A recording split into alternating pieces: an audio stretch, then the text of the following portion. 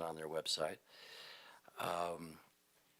There's 3 pages, and then I pulled the main statute, that the main Utah Code section that deals with vested rights. I feel like vested rights is one of these terms that it sounds like nebulous and mysterious, and it's got to be more complicated than I think, kind of when you see the word. But in reality, once you understand it, it's like, really? That's it? It's fairly simple, right? And it really is the basis of Utah land use law, and the whole idea is, and as we read in that first response to that first question, what is meant by the vested rights rule, it really just means that if somebody files an application and it's complete, which the definition is all the forms are filled out, it complies with all the ordinances, and they've paid the fee, that's a complete application. Once they've filed that complete application, then they're entitled initially to consideration and eventually to approval, right, of their application.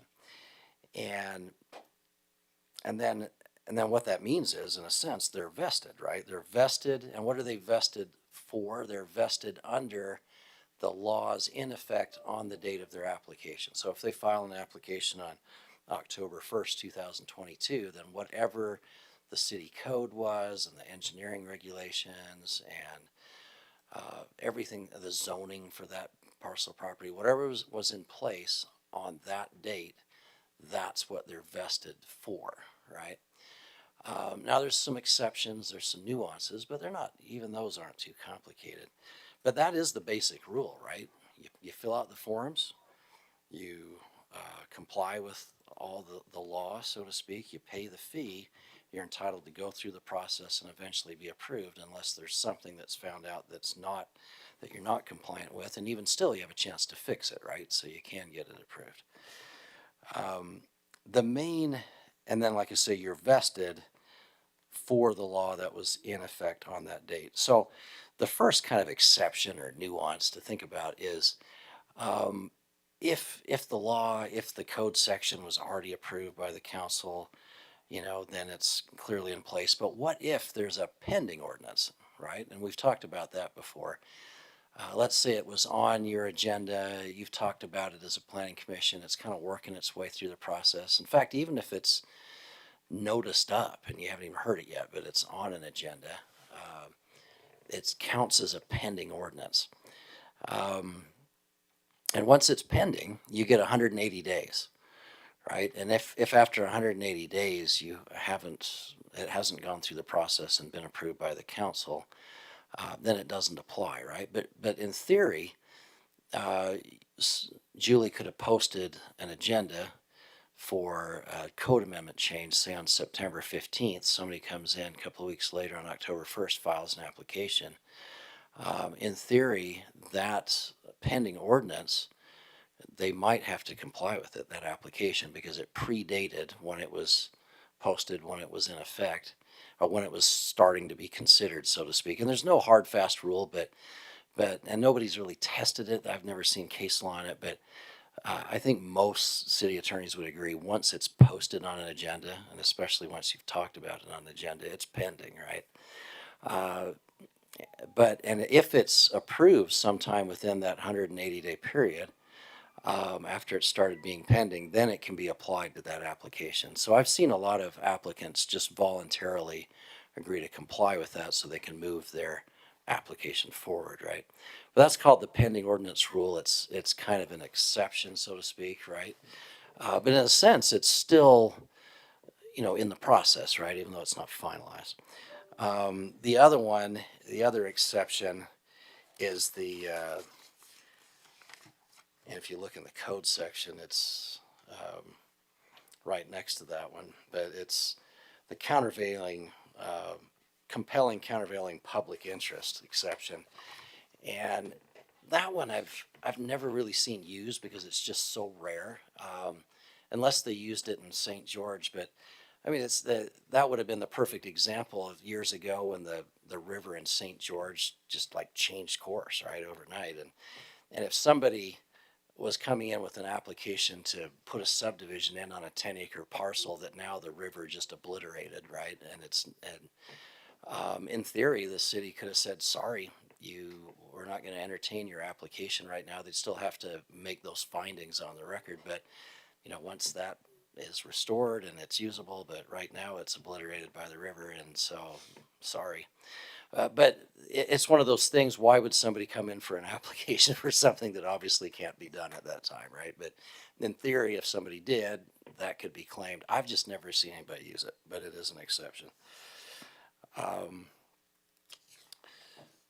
So the other issue comes up. You have to comply to be vested. You have to comply with all of the regulations in effect on that date. And we think of right away regulations being the city code and the engineering or public works standards. A lot of times we forget the zoning map, right? That's part of your regulations. That's, even though it's a map instead of printed words, it's still equally as much the law, right? Picture's worth 1,000 words. Probably our zoning map is worth, I don't know, tens of thousands of words. There's a lot on there, right? And everything's included in by reference. So if you've got a certain zone, R110, listed for your property on the zoning map, then there's a whole chunk of code that says what you can do in the R110 zone, what's permitted, and so forth. So if a guy has a piece of property that's already zoned R110, it's 5.5 acres or so, and wants to do his quarter acre, 10,000 square foot lots, and he can fit 20 acres or 20 lots on that 5.5 acres, then he can just do it, right? Because the code says he can do it, and as long as he fills out the form, pays the fees, he can, now he's entitled to go through the process. The process says he still has to come in front of you, has to go through city staff first, come to you, and get his plat approved, but he's entitled to go through that process, right? And as long as he has that complete application, and to have that vote up or down, which of course you've got to vote in favor of if it complies with all the law. But the question becomes then, so what happens if the guy is not zoned R110? Let's say he's zoned, I don't know, A1 or something like that, right? And he comes in with his application, which includes a zone change. Is he vested? That's kind of the question. What do you think? Right, the answer is no, right? I mean, he's vested to do what he's currently at zone for, A1. Well, let's say it's R1. What's the one where they're acre lots? Is that R1? RR1. Yeah, he can do his acre lots today if it's RR1. He's vested to do that. But if he wants to do his 4 lots per acre under R110, he's got to go through the zone change first, right? Because the law doesn't entitle him to do 4 lots per acre today. It only allows him to do 1 lot. So he's not vested till he goes through that zone change process, right? And once he's got his zone change approved by the council, then he files an application for R110, then he's vested at that point, right?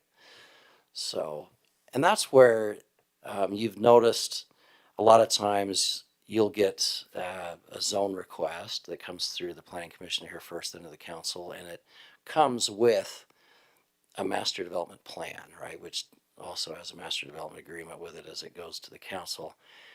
And the reason why they usually come together is if you approve the zone change without, if the city wanted to have specific requirements in addition to what that new zone's going to allow for, or if it's not a standard Euclidean zone like R110, if it's more of a it deals a lot more with what's allowed by the master development plan and agreement, that gets fleshed out. Like if you remember Wood Ranch or Jones Ranch, right? There's a lot of details, especially with infrastructure that needed to be nailed down, or with Wood Ranch, a lot to do with the geology of the area and the elevations and so forth. So the reason why you see that master development plan and agreement come along with the zone change is if the zone change was granted just by itself, once it's granted, what can they do? Anything that zone allows, exactly. But if you wanted to limit them with, if there were infrastructure issues, we couldn't deliver the water until a certain time, or if we were waiting on them to put in the off-site water line first, if we wanted to limit the number of units, all of that, if it's not in the development agreement and passed at the same time, then it can't be, they're not limited by those things, right? So that's why they typically go together. And we say at the same time, they're not technically at the same time. On the council agenda, it's usually one item after the other. They usually approve the agreement first, which says, hey, this agreement's only valid if the council 15 minutes from now turns around and passes the zone change too, right? But assuming they approve the master development agreement and plan first, and then they pass the zone change after, then they're subject to that new zone and that MDA, which might limit or spell out specifically what they can do in that zone. So that's why you tend to see master development plans coming to you that are more what I would call the non-Euclidean zones, right? Or at least not completely Euclidean, the PC or the PC hillside or the PRD or some of those other ones where 100% of the details are not really fleshed out right in the code, right? So you need an agreement to kind of fill it in. Because of that, once the zone change is approved, they're vested in that zone subject to the MDA. If there's no MDA, they can just do, as you mentioned, anything that's allowed in that zone. So, all right, any questions so far on that?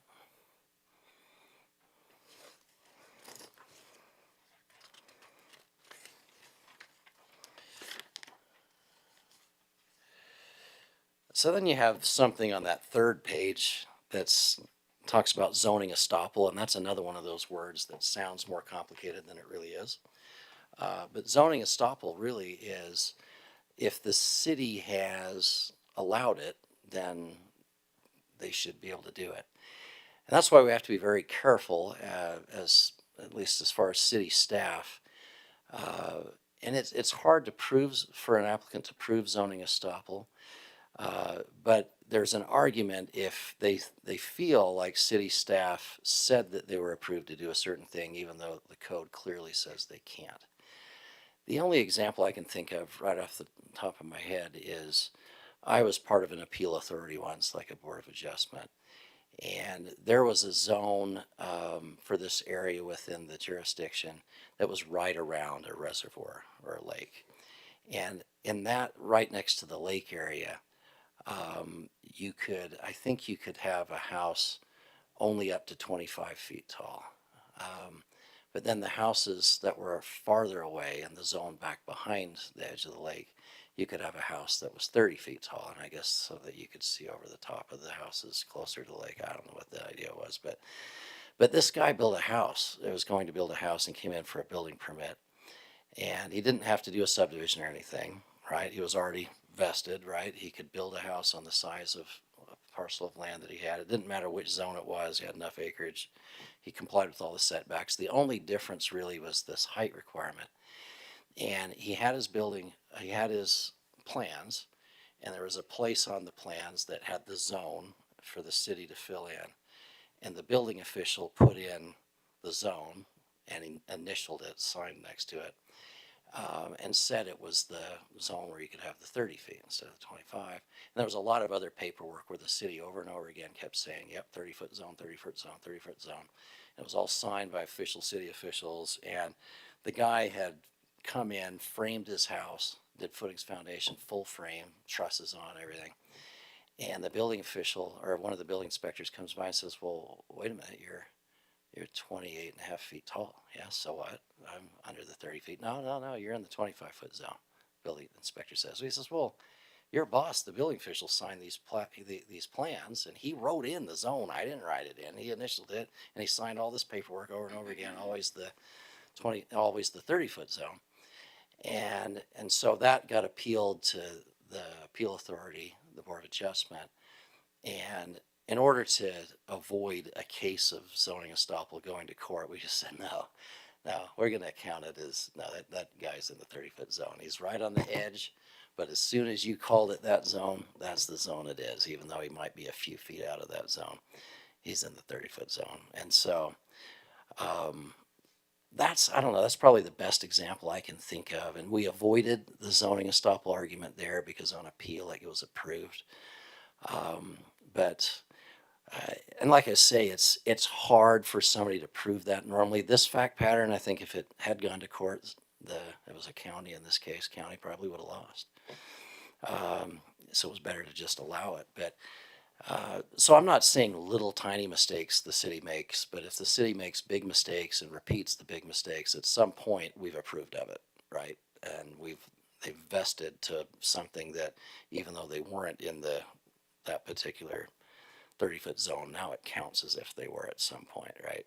So that's in a sense another kind of exception to the rule where somebody technically may not have complied with the law, but at some point it counts as if they did, right? And so as city officials, we have to be very, very careful we don't make enough mistakes that could happen. And then, of course, there's that little plug for the ombudsman that, of course, they can always help, right? So, but it is a good thing. I mean, there's a lot of situations. One I was in where there was a little glitch or slight ambiguity in the law at the time. I was in a small city. I was the city attorney. Somebody comes in with a charter school, and they did not want to put curb gutter sidewalk along the front of their school. Well, charter school is technically a specialized kind of public school, right? They're not a private school. Charter schools are public schools. And so, but I said, no, the way I'm reading this statute is we can have you put the curb gutter sidewalk in if you're using the land behind that frontage. And I says, okay, we're not going to have you put this piece of curb and gutter sidewalk over there because you're not using that part of your school grounds yet. And we didn't care about that part. What we did care about was the charter schools typically don't have buses, and it's 100% drop off and pick up. And I'm thinking that's going to be a nightmare if there's no defined curb and gutter, and if we can't paint the curb red and make them use the internal drop off and pick up, then they had plenty of space for it. And what are the police going to enforce, right? If there's this, we don't even know where the edge of the city road is versus without a curb gutter sidewalk. So, at any rate, their attorney disagreed with me, and I said, hey, at that time the ombudsman's office was actually pretty fast. They're getting a little bit slower now, but I knew I could get a decision within 2 months. Nowadays it's more like 4 or 5. But and so I said, let's just take it to the ombudsman. Let's ask for a request for advisory opinion, see what he says. Because I was about 80% sure I could win. And they kind of agreed, yeah, if the ombudsman says we have to do it, then we'll just do it. And so I wrote up the question, fill out the form. It's only $150 filing fee. The city just paid it. They turned in their paperwork of why they thought their position was, and then the ombudsman came back, and I was right. And so then they said, oh, okay. And then they put the curb and gutter in. And so it was one of those situations where they were very helpful because the issue wasn't that somebody was trying to be belligerent and ignore the law. There really was a bona fide little bit of ambiguity there, but once they heard from a judge-like figure that they're technically not judges, but people kind of treat them as if they are, but they just went on and just agreed with it and did it, and it was really helpful. The irony is we dragged them kicking and screaming into helping themselves, right? Because as it turned out, it was the best thing ever, painting that curb red, because there's always that day when mom's too busy, and so dad drops the kid off and he's trying to pick up the kid on the curb, but the curb's painted red and a cop's there and says, no, not doing that. And you get one warning, and the next time the guy gets ticketed, right? And then everybody follows the rule, and it works, and which was good because that was a narrower street, and the internal drop off and pick up was the only way it would work. So then the last 2 pages I have there for you is just the statute itself, right? And really, it's just that first page, basically 1A through C is really the main part of what we just discussed today. And if you want to kind of read through the actual verbiage of what we were basically talking about vesting, it's all right there. Initially, before it was all codified here, it was in a lot of different cases, Supreme Court and Court of Appeals case law in Utah. And eventually the legislatures thought, well, gee, why don't we just put that all in writing and make it simple and put it in the code. And in fact, it started off about only a third as many words, and it was really simple. But then, of course, then it started getting complicated again. We added a lot of extra stuff in. But if you just read one A to C, it's still pretty simple. And you don't have to read like 5 or 6 different court cases. It's all in state statute now. But like I say, simple concepts. But I think the hardest part that the public doesn't understand about vesting is they think that you, as a planning commission, when you're reviewing administrative applications that do fit the code or appear to fit the code, they don't realize that if you verify that they've paid the filing fee and they fit all the ordinances, and that you have to grant it, right? They think maybe you've got discretion when you really don't. But then they don't realize that equally as much, that when they're asking for a zone change, that between you and the council collectively, mostly at the council end, there's a lot of discretion, right? But then that discretion still needs to be stated on the record, right? It's not willy-nilly. It's based upon this, different criteria that you go through and whether it's the right fit for the property and so forth. But it's the kind of thing you could probably teach vesting to a random member of the public in 5 minutes now, right? And it's like, if you meet all the terms of the code and you fill out the form, you pay the fee, you're entitled to get that granted. If you want to do something else and change the zoning, then the city's got discretion as to whether to grant it or not. It's hard because most things in life are not that way, right? As simple as that is, most things in life are, I can make whatever decision I want. I can eat at McDonald's or Wendy's or whatever. I've got the choice. Nobody's going to make me or go to one or the other or prohibit me from going to one or the other. But that's not how land use law works, right? And so that's the hard thing is and so I think sometimes it's helpful too in certain situations to just tell people, right? And I've heard you guys do that before in open meeting. This is a administrative item that the planning commission is making a decision on tonight. We're basically just following the code and see if it complies. Or a lot of times you've said on the zone changes and map amendments or MDAs that, yeah, we're making a recommendation tonight, but then we're forwarding it on to the council, and ultimately they make the final decision.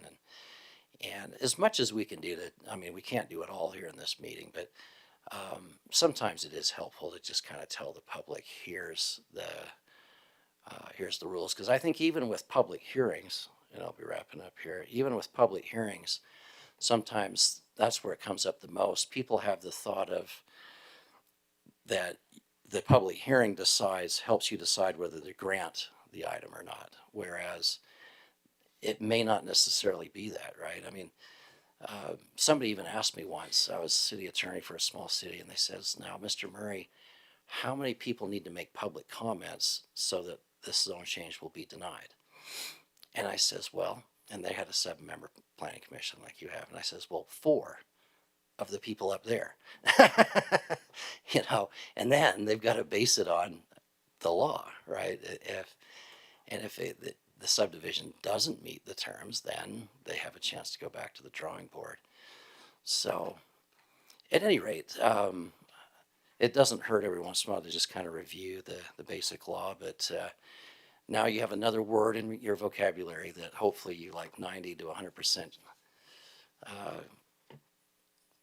that you understand what that term means, right? So any other questions? Okay, sounds good. That's all I have. Thank you. We'll go ahead and adjourn for 3 minutes.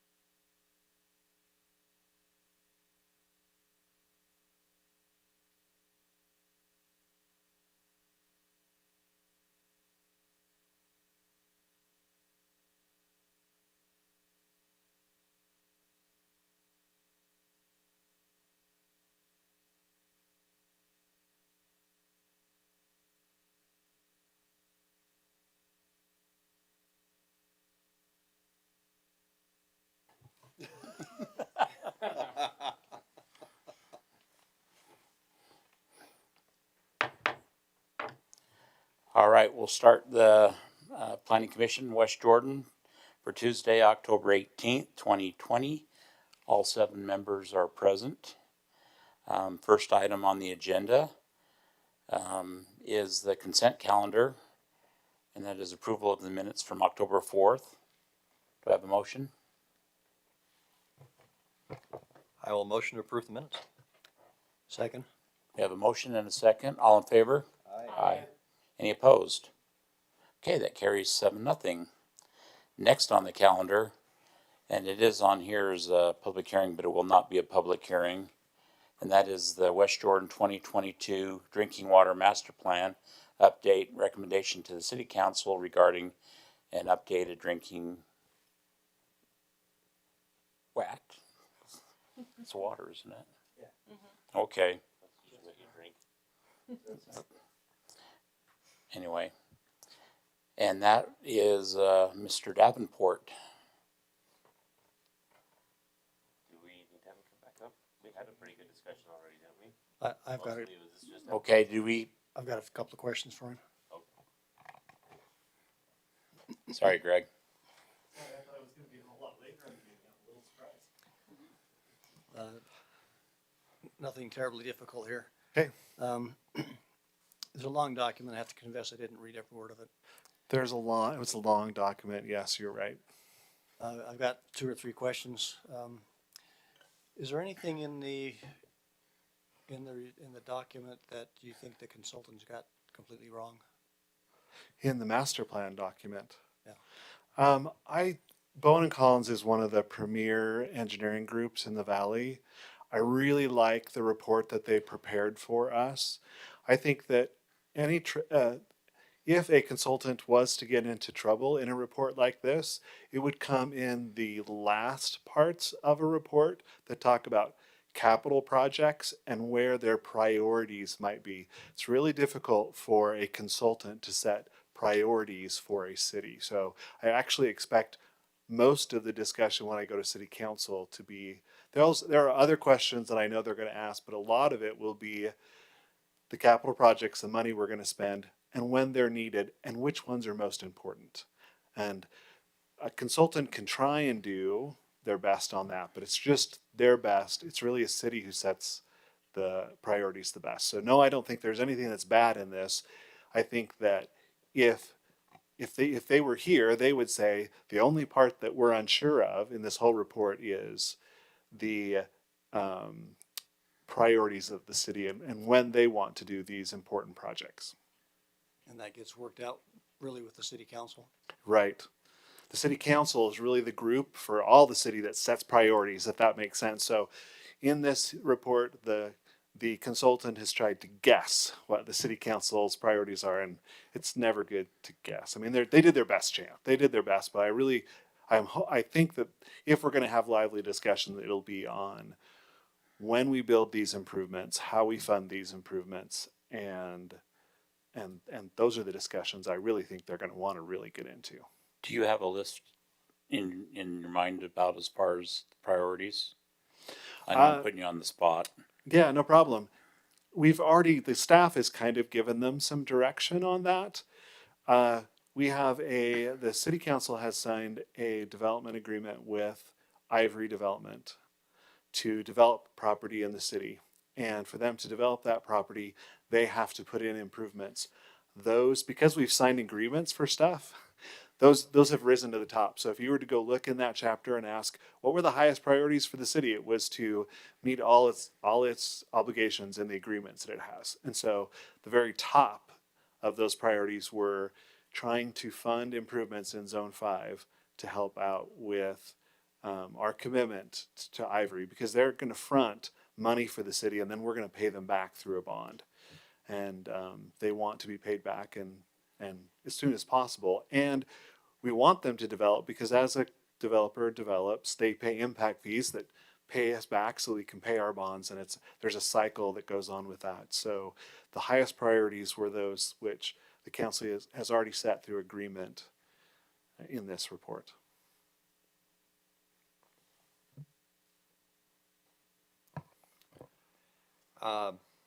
It was a good report. I think I did read every word. Oh, good. Thank you. I really was hoping to get your feedback on that. Bowen and Collins is a great consultant. I'd have to agree. And I've got to apologize to Mark and Ray because I spent all of my time reading that report and not your report.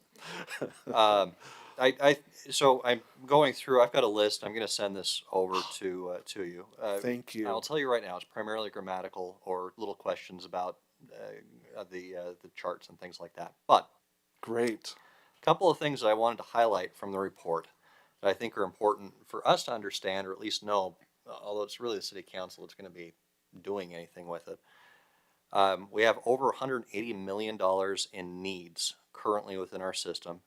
We have a little over $1 billion in infrastructure, and we're looking at $13 to $17 million annually in investment just to maintain the existing system we have. So that's going to be kind of our flat line, and then whatever these capital projects are on top of that. I really appreciated the discussion specifically with the lead and copper rule, which you brought up quite a bit last time. Again, it's an unknown. It is. So I'm making notes on here, and I haven't gone back to the master plan these guys have put together yet, but want to make sure that we do have that inventory of lead and copper lines as one of the city's goals that needs to occur within the next 2 years. It does. Let's see, I'll skip past these ones that we don't need to talk about. I made a note that we need to see goals related to conservation, which I know there are, but I like this line from the report. It said, it is essential that the city makes conservation a critical component to its overall water supply plan and commit the resources necessary to achieve its conservation goals. So I think that is something we could even pull out and put into the master plan, and I just like the way that flowed. Let's see. Yeah. You guys did I don't know if you helped in the drafting of the new landscaping ordinance for new development. That's a really great ordinance. At some point, I imagine a form of that is going to get adopted by the state of Utah. Jordan Valley Water is a pioneer in conservation in the state. A lot of the things which they adopt and use, they do it as a testing ground. The state helps them with that, and they do it as a testing ground. And if it works great, the state will ask other groups to do it as well. I think you're going to see more and more of ordinances like what the city just adopted in the state of Utah. Which is a great segue, because the next one I had on here is they suggest two things: a drought contingency plan and emergency response and planning. I was going to ask, where are we at on those two in relation to our water system? The drought contingency plan was adopted by the city of West Jordan last year. There are always things we could do to fill that in. We're a year or two of a pretty bad drought in Salt Lake Valley. I am surprised at our response. In the literature that I read about droughts before we entered, they talked about what kind of public participation you could hope to get as a voluntary measure, and our residents have far exceeded the voluntary measures they have taken to save water.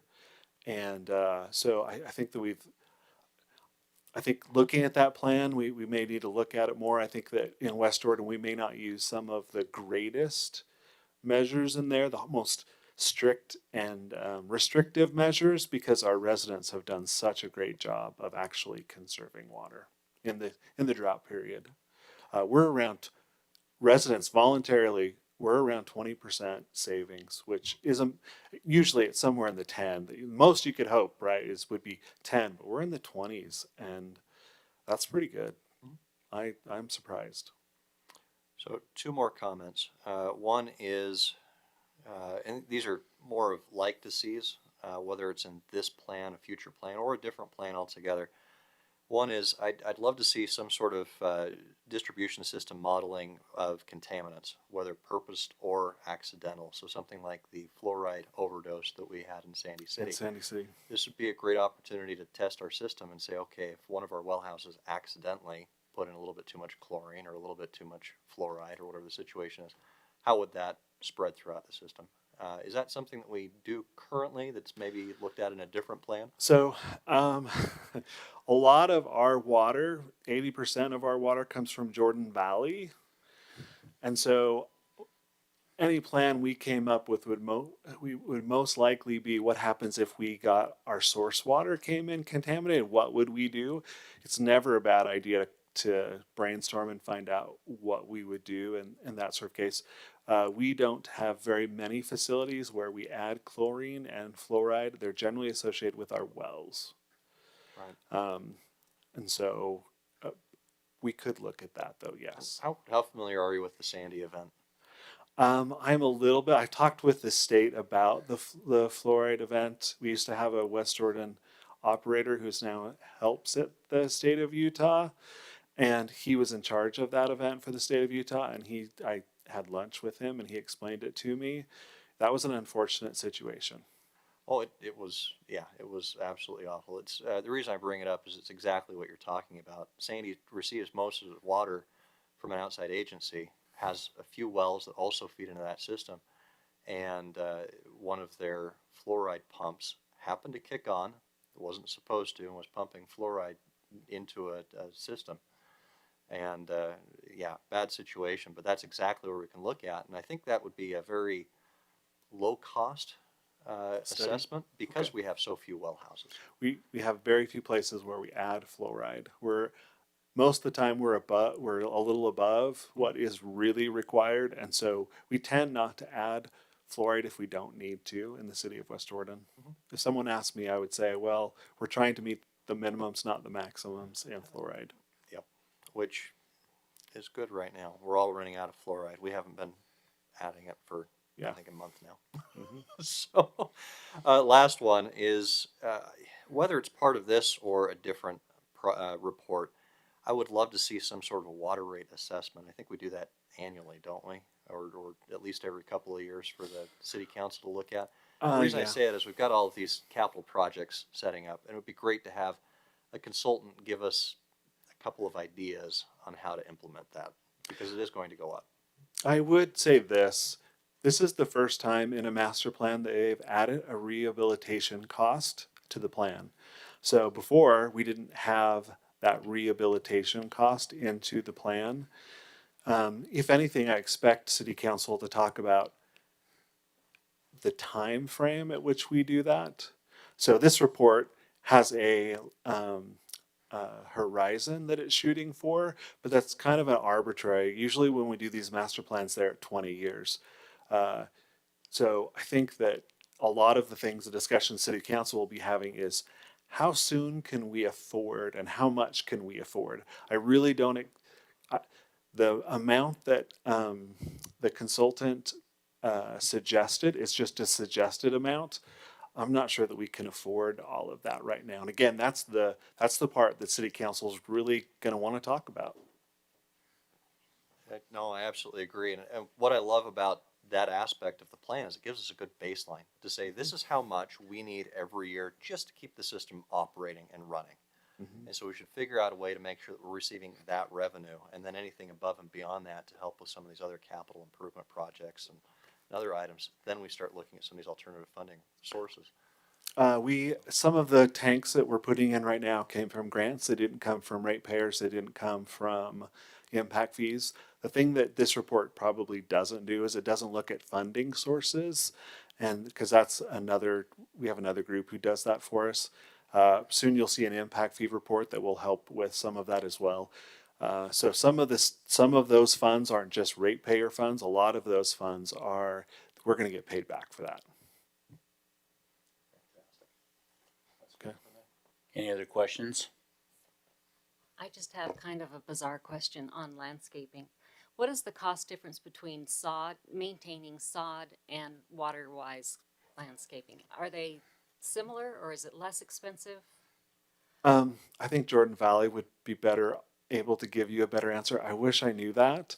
I will have to get that to you for another time. It's curiosity more than anything. Sod is very intensive in its water use and the maintenance you have to do. I'm sure that they're not as comparable as you think.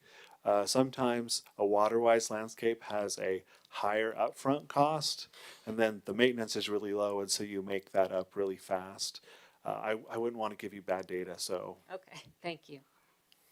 Trish, so Jordan Valley does have some really cool graphics actually related to that. And I would love it if maybe we could get them to come and give us a presentation.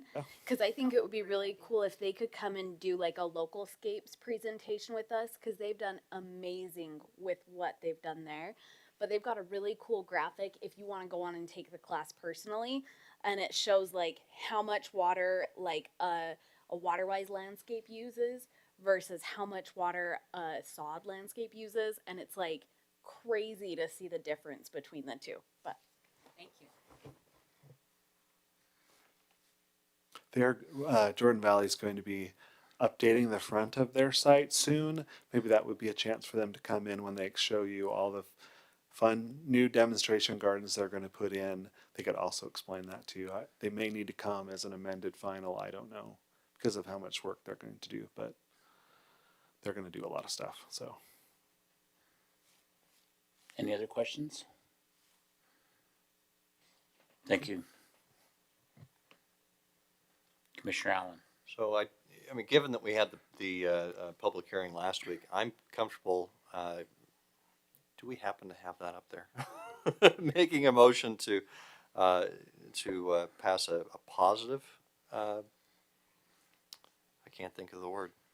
Yes. Positive recommendation. Yeah. Thank you to the city Forward, a council. positive recommendation. Forward a positive recommendation to the city council for the 2022 water master plan update.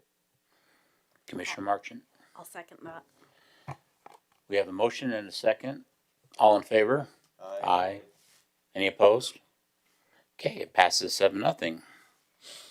Okay, next on the agenda is the text amendment, amending the West Jordan 2009 Code, Section 13-70E8, conditional use permits, replacing the findings for approval with criteria for approval. And this is, looks like Duncan. Yeah, so I guess technically I'm the applicant on this one. So, and I think Mark could probably, or somebody can bring up the parts of the text amendment that we could look at. We talked about this in training during your last meeting 2 weeks ago. It is this section 13-70-8 that's in the city code right now. Like I say, we've got some great sets of criteria in our code. The Maine City Attorney, Rob Wall, I think reiterated that when he was here a couple of meetings ago, that I think he was referencing in particular maybe the criteria for zone changes, some really good objective criteria.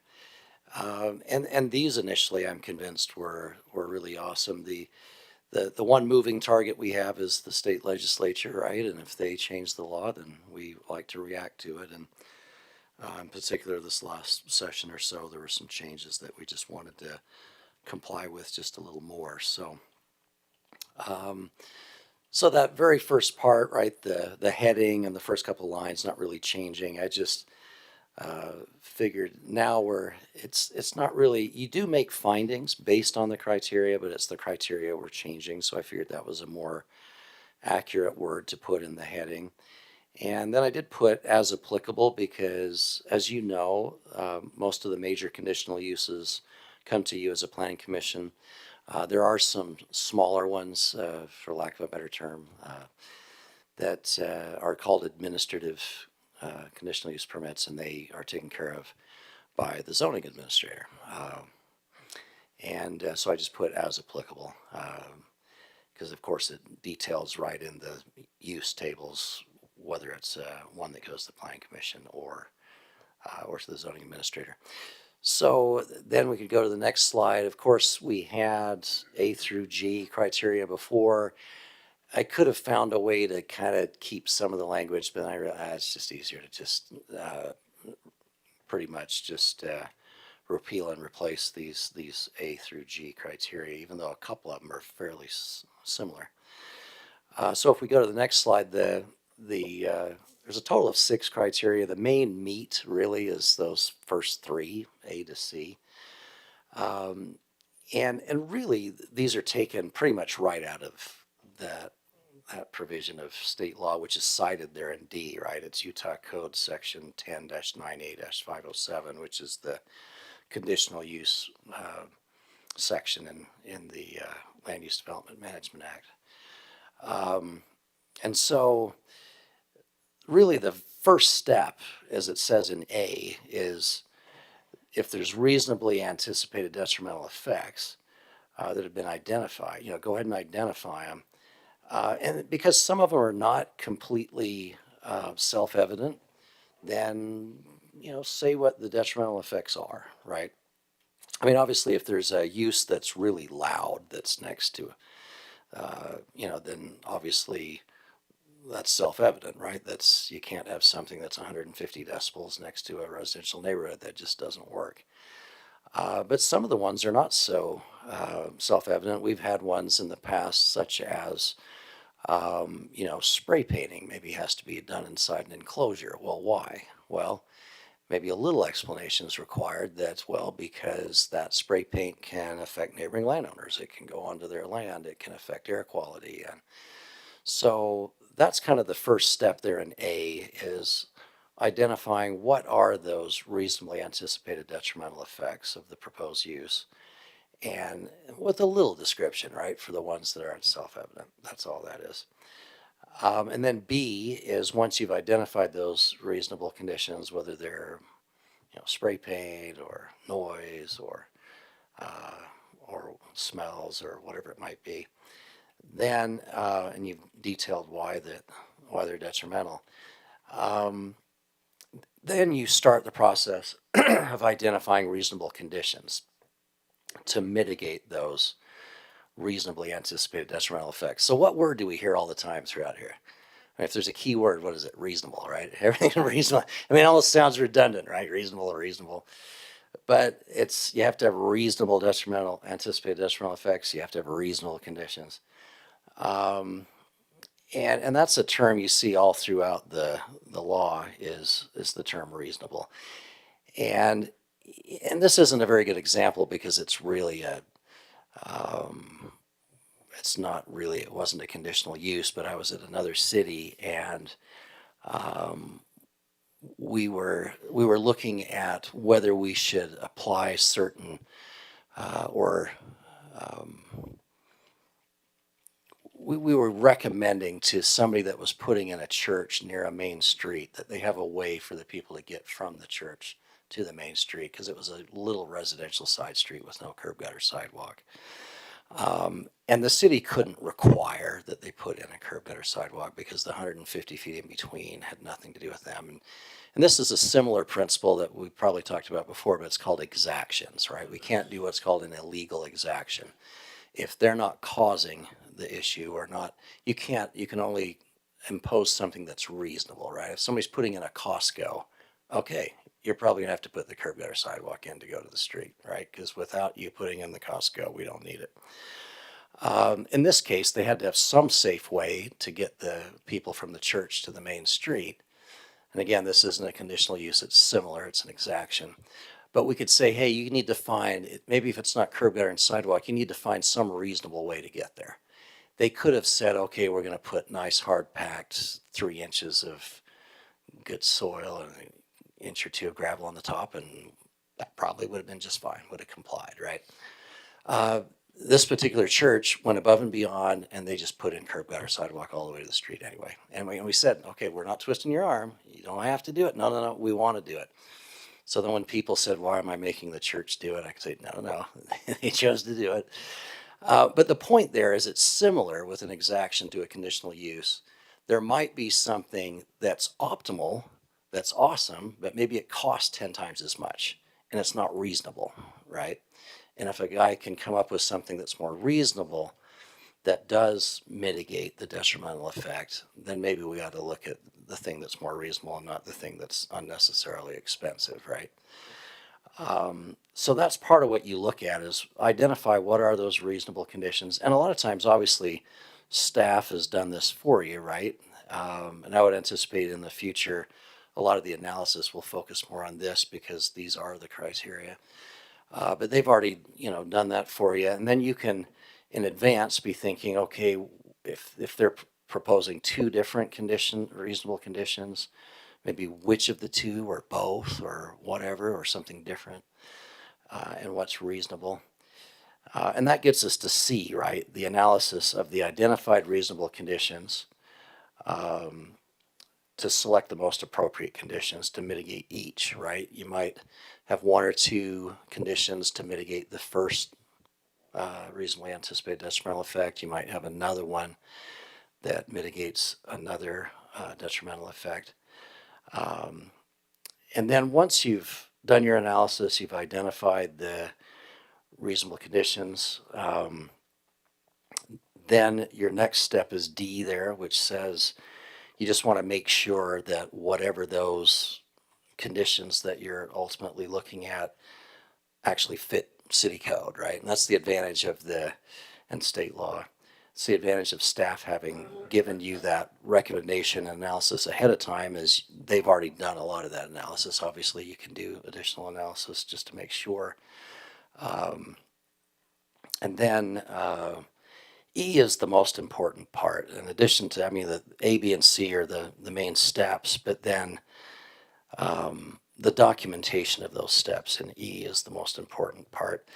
And that's where staff, does put together that proposed or recommended motion, right? That, and then but it also, if you want to vary from that motion a little because you've changed one of the conditions that mitigates that detrimental effect, or you've added one, or you've whatever, that's your opportunity to make that motion or make that change to the motion. And that's easy to do when you've already got the starting point, right? To be able to, but then you want to make that clear on the record. And the record includes a lot of things, right? But the part that's the most clear is if you get it right in the motion. It doesn't necessarily have to be. Like I say, the motion itself can refer to it. It's one of the best parts, I think, of the proposed motions that staff does for you that says based upon the conditions listed in the staff report, right? And then you've a lot of times said based upon those conditions with the addition of, I've heard you make a lot of motions like that. Makes it really easy to get the record right if you're following that model motion, mentioning the conditions in the staff report or as amended. And then the other thing is that as we've kind of reread the state law F there, if it's something that's required by state law, city code, policies, whatever, we don't need to list it as a condition. But we probably ought to still keep having, like we do, we were calling it, instead of conditions, we were calling it requirements. Probably the best way is to just phrase it as existing law. And there's a lot of existing law that's really helpful, right? And we might do the same kind of thing where it's in all existing law, state and federal, whatever regulations, including but not limited to, and staff might put in the specific ones that are probably applicable. Like if, for instance, the noise regulations where we've adopted by our code the county health department regulations, we could say including but not limited to the noise regulations of the county health department. And the reason I think that's helpful is then you don't even have to worry about maybe doing a condition about noise because it's already fleshed out in the county noise regulation. If there is, however, something in addition that's specific to that certain use that maybe goes beyond or isn't fully covered by that particular regulation, then staff a lot of times will then, mention something else that you may want to consider. But that's pretty much what I've got there. Is there anything I may have missed, Larry? Okay. So any questions you've got for me? I guess there's a public hearing on this too, but any questions right off that you can think of? Okay. We'll go ahead and open this up for a public hearing. If you'd like to speak on this, come up to the podium and you'll be given 3 minutes. Please just state your name.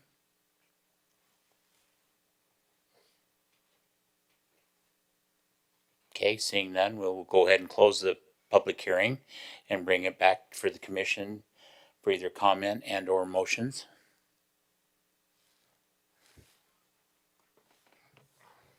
Commissioner Allen? Our quiet group tonight. I motion to forward a positive recommendation for the text amendment conditional use permits item on the agenda to the city council. I'll second that.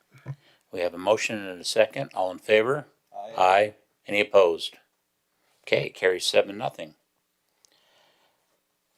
Last discussion item. The comprehensive general plan. Discussion and provide input regarding the 2022 West Jordan comprehensive general plan update with the citywide applicability. And Ray, looks like you're on. Okay, there I am, the other right one.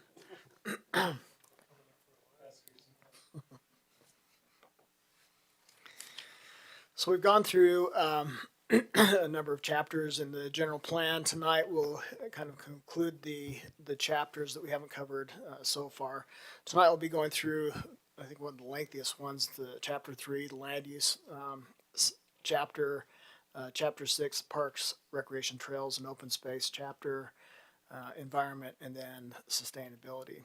I'll go through the land use and parks section, then Mark will follow up with the environment and sustainability. I'm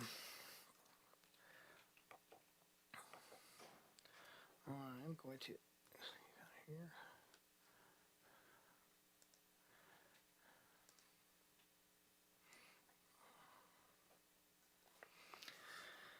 So the land use chapter, along with our future land use map, that's really what drives and defines the character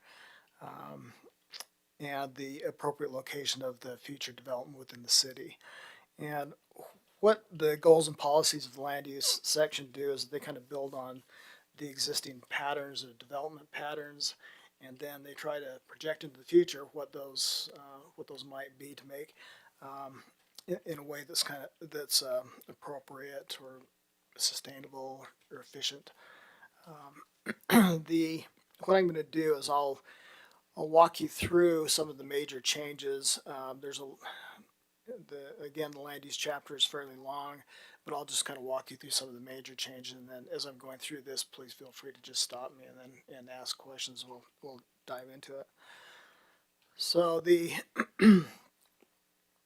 one of the things that was kind of interesting to me was just looking at the number of total acres that in the city of West Jordan that still remain vacant or could be developed at some point in the future. It's 4,600 acres, so there's still a lot out there, and it's kind of expected within the next 20 or 30 years that some of these that a lot of this will be developed. So you'll have a population of approximately 180,000 residents in 2060. It's just what it's projected. 600,000, so 500,000 people by the year 2065. So it's going to change.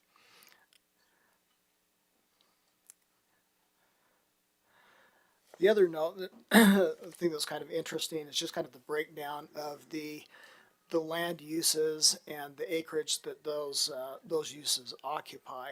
So these, keep in mind, these are the existing land uses. We'll talk about future land uses here in just a minute, but as you might expect, single-family residential detached occupies 6,000 acres. It's roughly 30% of the city. The vacant and agricultural land is 22%. And this is one I didn't expect to be so high, but it's, just for the roads and railroads and canals, over 3,000 acres. So there's, it's quite substantial just on the roads. Hey, Ray, Yeah. just in curiosity, on the vacant agricultural or agriculture, do we have any actively used agriculture within the city currently? There's a lot of it. In very large areas? Yeah, the larger tracts are typically out west. They're dry farmed. The other ones are more down towards the Jordan River, where those are all irrigated. And I think what I'm trying to think of if I'm asking this the right way. Do we anticipate that they're going to stay that way for a long period of time, or within the next 10 years, we're expecting them all to flip to residential? I would expect that you'll see a lot of transition to other uses. Typically, your agricultural uses are considered your holding zones, especially those that are zoned in your agricultural A20 properties. So those are typically considered holding zones until somebody comes in, requests rezoning, and then moves forward. But I anticipate that we'll be seeing a lot of those develop out, and we've already seen it with Jones Ranch and square mile of the city up in the northwest with Wood Ranch development. That's coming online now. So yeah, I do see that moving. Multifamily residentials, surprised me that it was kind of low. 600 acres, 3.31% of the city.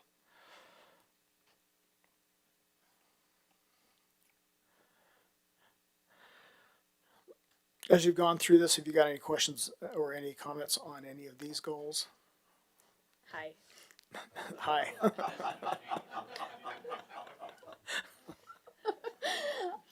First off, as always, I do want to say I really love this, and so I feel like sometimes I come across really negative because when I open my mouth, it's to comment on something that I want to change, but it's because everything else is great. So policy 1, goal 2. Do you want to go through the policies first, or do you want me to go through comments? Let's just go through this section that's on that's up on the overhead. So I just had a couple of notes on this policy. So goal 2, I just thought that as determined by city council and recommended by planning commission could be added there. Goal 4, I love it. And I think that that's a really neat thing to do.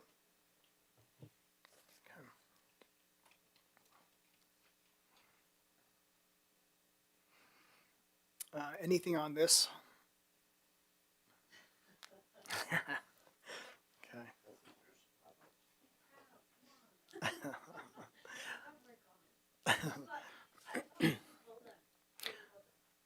Thanks. There, policy 3. We can go through these if you'd like, but okay. I see some head shaking. Excuse me. I'm back on policy 2, goal 3. Let me back up here. Create a Okay. new land use category for planned residential development. Can you comment more on that one? Yeah, on that one, in fact, we're implementing that right now, and that's just, I think, the master plan community designation. That will be a new designation on the future land use map. So, yeah, we are going to be bringing the future land use map to you at the next meeting, and just walk you through some additional changes that we didn't talk about at the joint meeting with the Planning Commission and Council. So that's one of the things that we'll be talking about, and then also adding into this section as a new designation on there. So that's really what that goal gets at. This is just replacing like the PUD and the current, or is it? Oh, it's a designation on the Oh, land I'm use map. sorry. Yeah. And so, Ray, it's to match up a general plan, future land use map designation that would apply to those particular zones, right? Right. Whereas now they don't match up near as well. That's kind of what you're saying. Yeah. Okay. Okay. Anything on policy 3, or did I already ask that? Okay. So with the residential land uses, what it does is it breaks the different types of residential land uses into different classifications. I will go through these pretty quickly because you're all familiar with them. We've got very low density residential, medium density residential, high density residential, and then the very high density residential categories. One of the things that I'd like the planning commission to take a look at is this residential density chart. In our existing general plan, we have two charts with the residential density, but one of those charts is actually applies to the former WSP or West Side Planning Area zoning, which no longer exists. So that chart's gone. But in order to help our utilities department be able to model what they're going to need in the future, one of the things we kind of need to take a look at is this very high density category. As you notice, it says 10.1 dwelling units per acre and up. So it's like the sky's the limit on that. But they've asked that we kind of take a look at this and put a number on that so that they can do their modeling that they need on that. When we look in terms of the zoning ordinance, the maximum density that's currently allowed under the current ordinance is 75 dwelling units per acre. And to kind of give you an idea of what that is, it sounds like a lot, but it's basically probably a 5 to maybe 6-story building. It's not going to be the giant skyscrapers that you're going to see in downtown Salt Lake, but it's going to be a fairly compact 5 or 6-story building. So that's what we allow in the TSOD, and we were just the staff. We were just wondering if that would be the appropriate number to limit on that, or to place as a cap on that.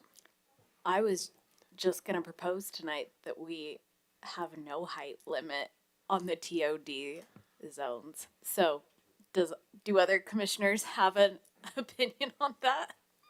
Well, does this mean that I'm going to use Bowman's Arrow as an example because that's kind of a hot topic for us. Does that mean that there would be no upper limit on the apartments, how high the apartments could be in Bowman's Arrow? I'm not sure I like that idea. Bowman's Arrow's not a TOD. Yeah, so they're Bowman's Arrow is kind of an located IOZ. within those.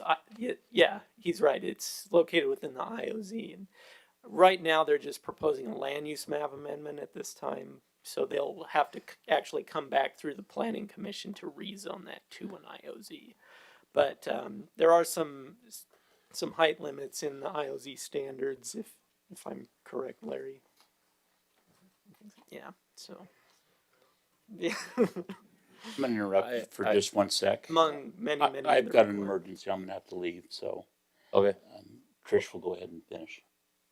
See you later, boss. Hope everything's okay. I actually agree with McKenna.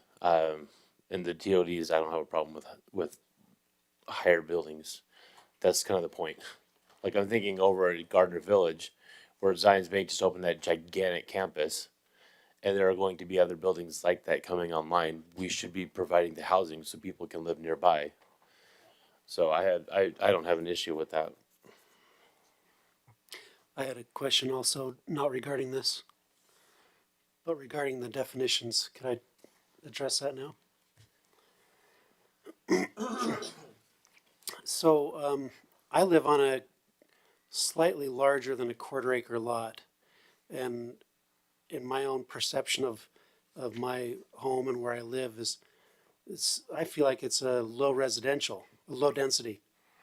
But according to this chart, it's medium density.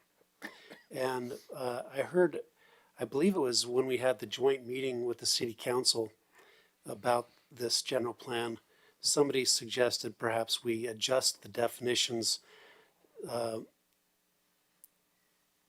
in the direction of making the high density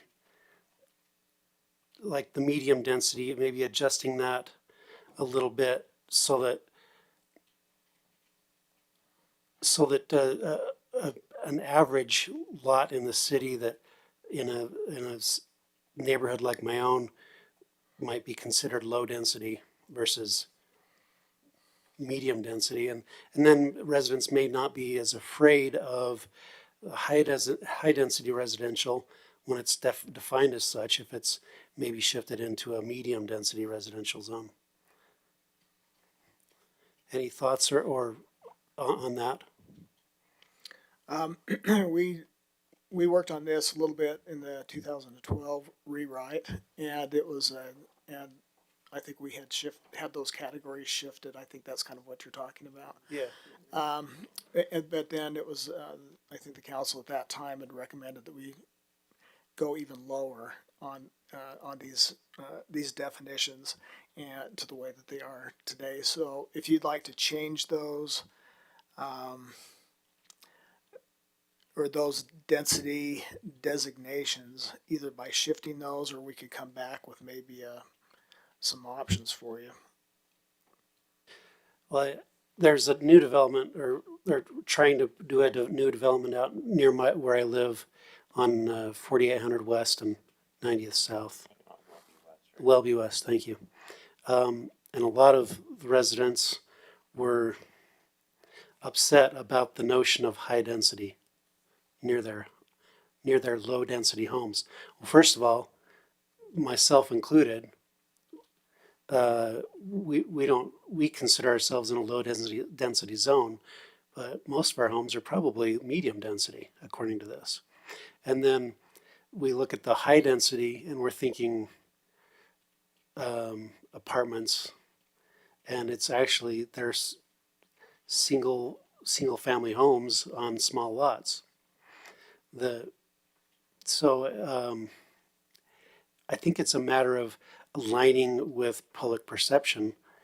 That might be more helpful to get developments that are needed in the city.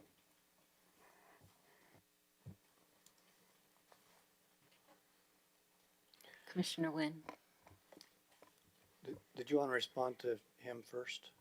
No, I mean, the only thing is that we'd be happy to just come back with some options for you to take a look at the next meeting. It's nothing I'm desperate for, but just a thought that I thought I'd echo. Yeah, what do y'all think? I'm not sure I understand the ask. I mean, are we trying to align our general plan to match up with what the city's perception of land use and zoning laws are, or are we just going to do what is prudent and best and then explain it and teach as the moment I think arises? I mean, I feel like it's kind of unnecessary to amend the whole entire plan to align with the perception of a few people. Yeah, I think that may be that the Commissioner case. Shelton's idea is actually fine and favorable, honestly, because I don't think that it's shifting the plan to align with the public's perspective away from what's prudent. But instead, I think it's shifting to a more layman's term understanding. And it would just be changing this chart, right? So if we could shift that, we could even add a low to medium density, which would kind of shift the numbers up for there. And then I think that could kind of, I mean, by adding one more category, we could kind of get Commissioner Shelton's thoughts in there. And also because I think, I mean, you see like low density is like these really big lots, and then you see some of like the mid to low density where it's kind of some of those developments closer to Jordan Landing, or the development that just went in by Home Depot where it's single family houses but they're all really close together. And so maybe, I mean, and that I think is more of a medium or a high density, the one by Home Depot, but where Jordan Landing is, it's kind of more of a low to medium density. And then we could go up from there. Also, about the height limits, I know that the Public Works Department would like kind of a number on that. So I would also like to propose that if we do have to have a height limit, just so that they can kind of cap out how many residents they would be servicing there, I would propose that, especially in those TODs and especially with some of the other goals that the general plan has, I would propose that we keep it at 5 to 6 stories and then perhaps add a conditional use permit going up to 10 stories. That way, because I think market conditions will ultimately drive how high these buildings are in these areas. But if we allow for them and then take into special consideration how high they actually become after that agreed upon 5 to 6 stories, That way we can kind of manage like buffer zones. We can enact additional criteria of approval for additional buffers, for kind of gradient levels of height if there's multiple buildings. But I think that way we could enact some of these larger, more metropolitan downtown areas in our TODs without negatively impacting the areas around them. Back to Commissioner Shelton, if there's proposal for different ideas, whatever, I can entertain that. I'll be happy to consider it. I'm just curious as far as what conditions you think would warrant a higher building and how we would apply those in a standard across everybody. Like, well, you get 7 stories, but you only get 5 stories, and then that one can be 9. And we don't actually have that many TODs left where we can get away with doing that. Like Garden Village here at the city center, are the only 2 I can think of. The rest of them, Jordan Valley's pretty much built out, and the rest of them are in neighborhoods. Like, we wouldn't be. It just feels like we're looking at an arbitrary application of the law. If we say we'll go 6 stories, but if you meet certain criteria, then we're looking at, oh well, we're going to put in a pool top or a rooftop pool that's only available to them. And so now we get an extra story, right? And then we get into this issue that we've had over the past years where these developers are like, well, I'm going to put in a lazy river, and then I can have dire density buy-ups. And I just don't want to play that game. I'd rather look at it and say, we're okay with 8 stories. If you don't have the market to bear out 8 stories, then great, go build 6. But you can go 8, and we're not going to get in the way, and you can build it however you want to build it. But if we say you're going to get 6, but if you put in a lazy river, you can have 8, but you can't because we don't need 10 lazy rivers, then we're opening ourselves up. And so I just have an issue with applying conditional uses for building heights. Fair enough. Let me rephrase it. I think it would be good as a buffer zone. So if you are, especially for the residents that are already living in these areas that have these single family houses that they bought into, and sure, they expected development, but they may not have expected 10 stories worth of development near them. So whether it's blocking their view or whether it's in their backyard, no person that already owns their house is going to want that, right? So what if instead we did, if it is X number of feet from the nearest existing structural property line, X amount of feet, they get X amount of stories. This much more, Y amount of feet, they get Y amount of stories. And that way, it'll be kind of graduated. It'll be a gradient buffer system kind of for our residents that are already living in these areas, but it will still allow some flexibility with developers so that we can help provide units to this market, but without conditional use permits. As long as it's not conditional use, I don't have a problem how we write it out. I'm okay with whatever buffering or gradual system we want to put in place. I take exception with conditional uses, but I think we're on the same page now. So, Commissioner Wynn. Do you, who are professional planners, did you have in mind already an upper limit on the very high density? Yeah, we were thinking about an upper height limit. No, just the density itself. The density is 75 dwelling units per acre as the upper limit, the upper limit. That's what you had in mind, bringing this before the meeting? Right. And why? Just because it was the upper limit of what we currently allow in the zoning ordinance. So we just thought it would be best to cap it at what our existing is. And without, and the reason that we've been asked by our utilities department, and Greg left, and plus a couple of members of the city council, is that it's very difficult to do water master planning if you have, and we don't have large tracts of area that would allow this type of density. But when you have 10 and up, say somebody does come in with a really urban type development, 200 units an acre, it's really hard to master plan if you don't have an upper limit. And so that's the reason that for the first time we're looking at, placing that in the general plan. It just makes utility planning and master planning much more accurate to say. And in this day and age that we live in, I think that the days of unlimited water are over, and plus processing that water is becoming more difficult. And so, are we going to get urban type development in West Jordan? Probably to an extent, but not like you will see in a downtown Salt Lake or that. I don't think. So that's the reason. So I'm a little confused. You're talking in terms of number 75, but the last few paragraphs have been about stories. So where are we here? We're talking about density, not building height.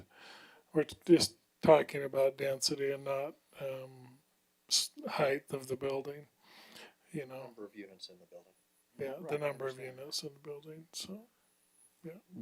But the only way that you can effectively increase the density of a building is the floor to area ratio. You have to make it taller, or I guess you can go subterranean. But generally, people go taller in the building, and so, but we're not really talking about a height restriction in the general plan. We're just talking generally about a density range. So. Would it be? Commissioner Quinn, I believe, Sorry. You can go. Are you waiting on this, or did you want to move on to a The different thing? same thing. You Go ahead. I cut in. I thought you were looking for something else. Go ahead. No, I guess if I were to weigh in, I think this is kind of anyway. I would just leave it and up and allow the existing code to dictate. But then when it comes to the master planning, especially on the utilities, just understand that 75 is typically what we would have on that, and use that for the future planning. But leave the and up on here, and allow the city code to direct us. Commissioner Quinney. That fixes my problem. Anything else on this?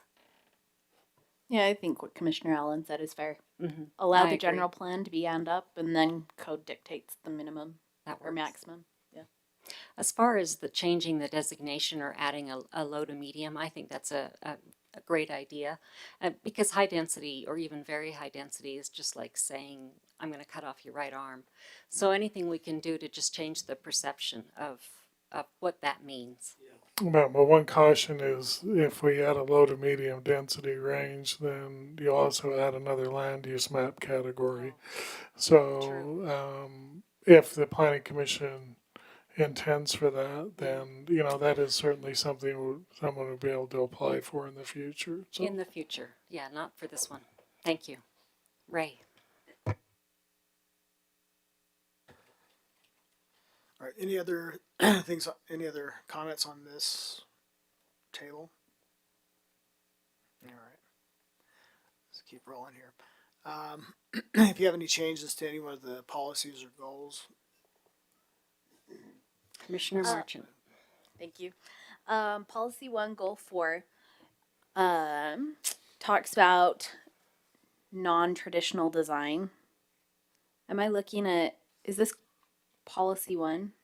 this is policy 1, goal 4. Huh.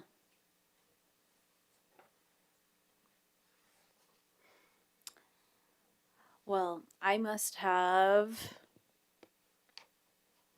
maybe I did my annotations behind it. Can you go down to policy 2? Sure. Oh, that's Yes, right. there are. It was policy 2, goal 4, and I thought it should be goal 1. I marked the wrong policy though. What is non-traditional design? Is it? I think I'd rather things be more traditional and less trendy, because I think going the trendy design kind of really ages a community. Well, it could also apply to like alley loaded garages, Okay. those kinds of things that could Okay. be considered non-traditional. Okay, love that. And then policy 2, goal 14.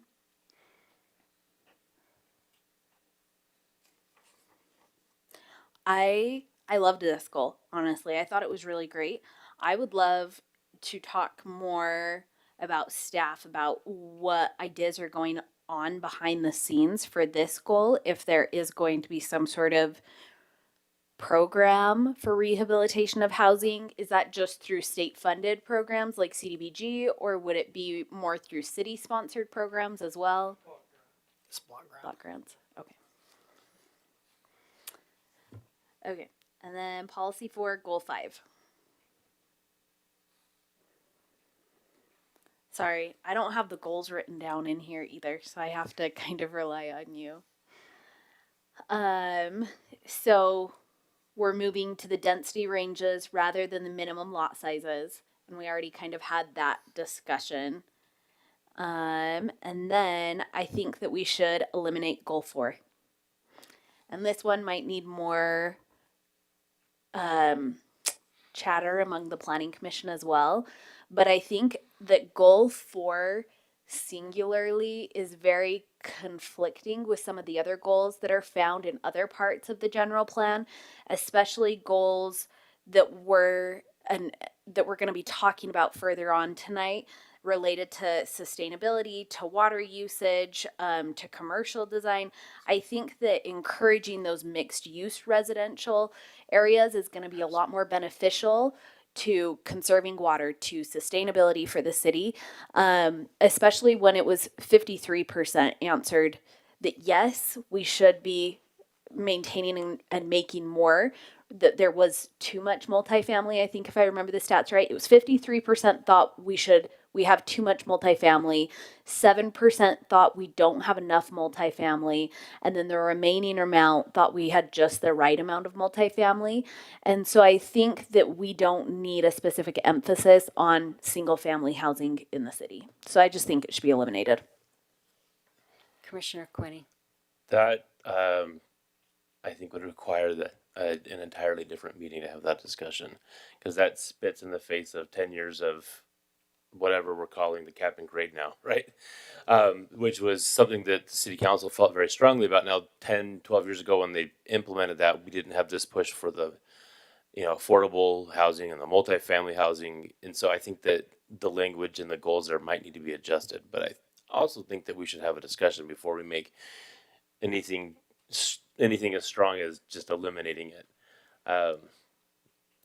But anyway, I don't know if it's just a thought. I think we probably ought to have a bigger discussion and maybe have some of the people who were around when we made that decision to move toward that cap and grade. Chris McConaughey comes to mind. I think Scott was around at the time. I think that predates all of you except for Julie, right? You were here for that too? I can't remember everybody's tenure, but having a conversation about it just to so we kind of get some historical thoughts on it and how that conflicts with what the goals are that we're trying to establish. But I see where McKenna's coming from, because it does feel very conflicting to what we're actually trying to move toward here. So I just think that we may need to adjust a lot more goals if we keep this one in, because it does conflict with a lot of our other goals in other portions of the general plan. So Can I just add to that? On goal 3, it says allow for affordable housing throughout the city in accordance with state guidelines. Doesn't that also encompass goal 4? I mean, do we need to really delineate that we want single family? We just want affordable housing in our city. Just another thought, but I agree. It's a bigger discussion. I mean, going back to what Kent was saying, that Welby West, I mean, it was technically single family housing, but he kept going, like, we got to go smaller and smaller and smaller to get it even remotely affordable. But it was still affordable at $700,000 price points, right? So I don't even know what that means anymore. Single family housing is not affordable anymore, right? So this just warrants a much larger conversation that I don't really want to have tonight. So I think the next meeting is actually a really light meeting. The only thing we're talking about is general plan, so we can discuss goal 3 and 4 more in depth at that next meeting if you want, and we can I can assign Mark to be prepared to talk about the balanced housing. Mark just looked very happy.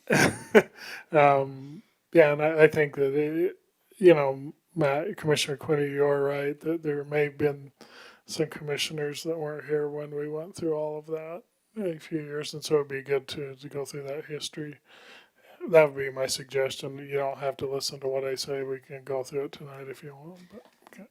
I'm good with that. Likewise, let's plan for that.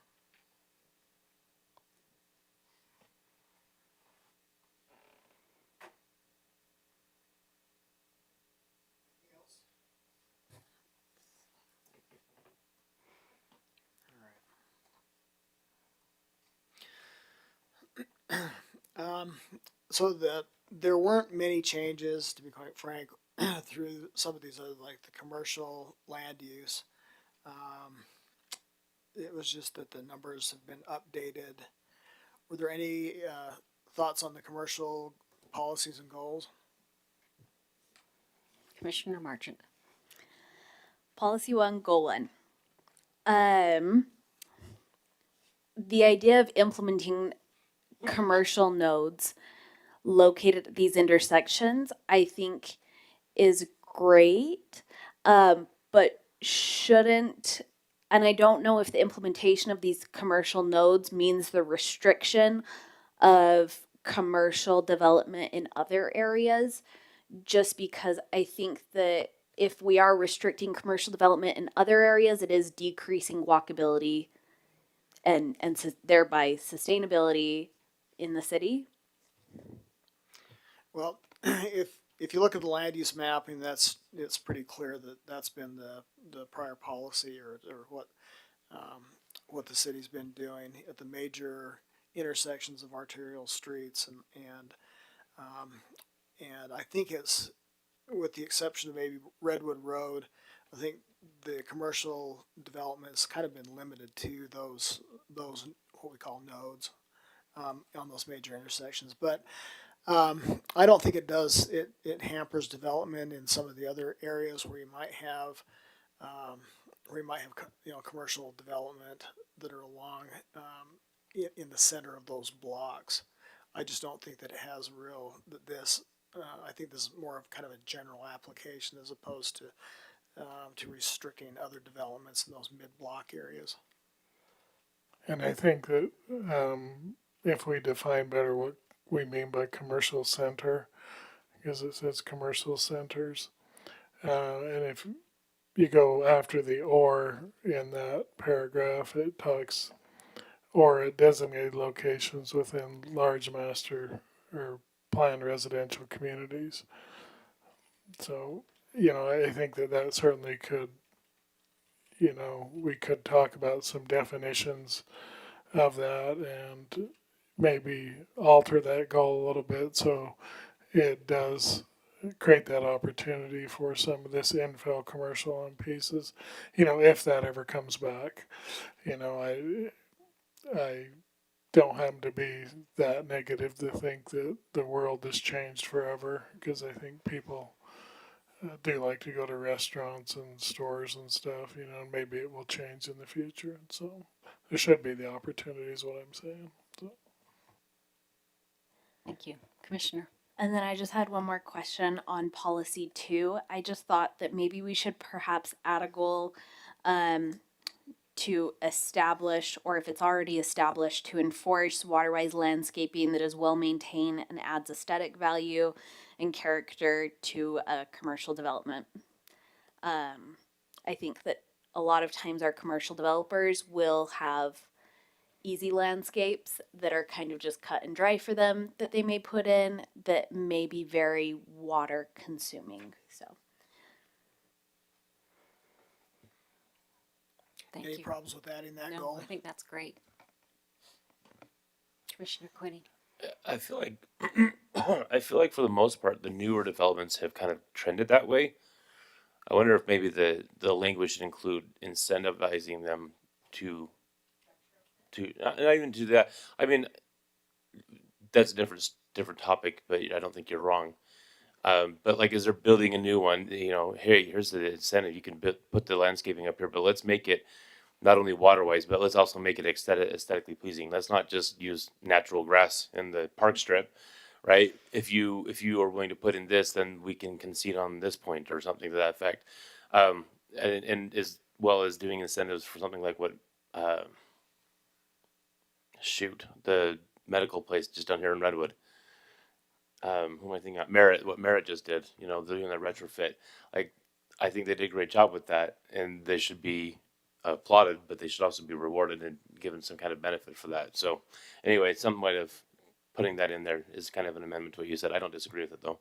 And I think a lot of those big, like Merit Medical, I'm not saying because I don't know, but there is programs at Jordan Valley Water that does incentivize larger developments to get some of these. I noticed at Riverton Hospital, I was down there yesterday, and they've taken out probably 2 acres of lawn and are changing it. And, you know, I don't know whether they're doing it out of the goodness of their heart, out of public relations, or out of some kind of incentive, but they are doing it. And so, but I know Jordan Valley does, because I get calls all the time or emails from Jordan Valley all the time asking if a certain business was approved prior to the adoption of the water efficiency standards last year. And then they certainly can be incentivized, but I don't know what the incentive is. But I know the district does do that, and so I think to continue that, I don't know if the city wants to get involved with any type of incentive, but you know, I think it's a good goal. I do conserve water because it gets kind of irritating when you drive by these acres of lawn and you wonder when's that asphalt going to start growing because it's always getting watered, you know. And so Anything else? All right.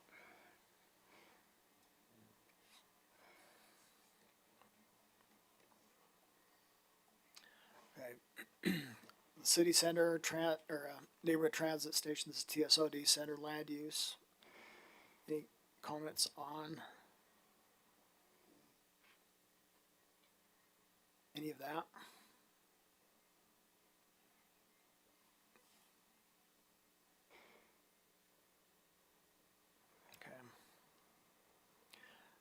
Okay. Mixed use land use.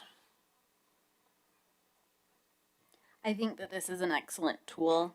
I think that it has huge economical benefits to have a group of people that is living in an area that they are working in, that they are shopping in.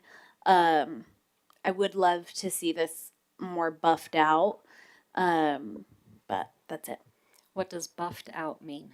Well, I was just disappointed it only had one policy and just like those goals related to that policy. I would have imagined that it would have had more emphasis.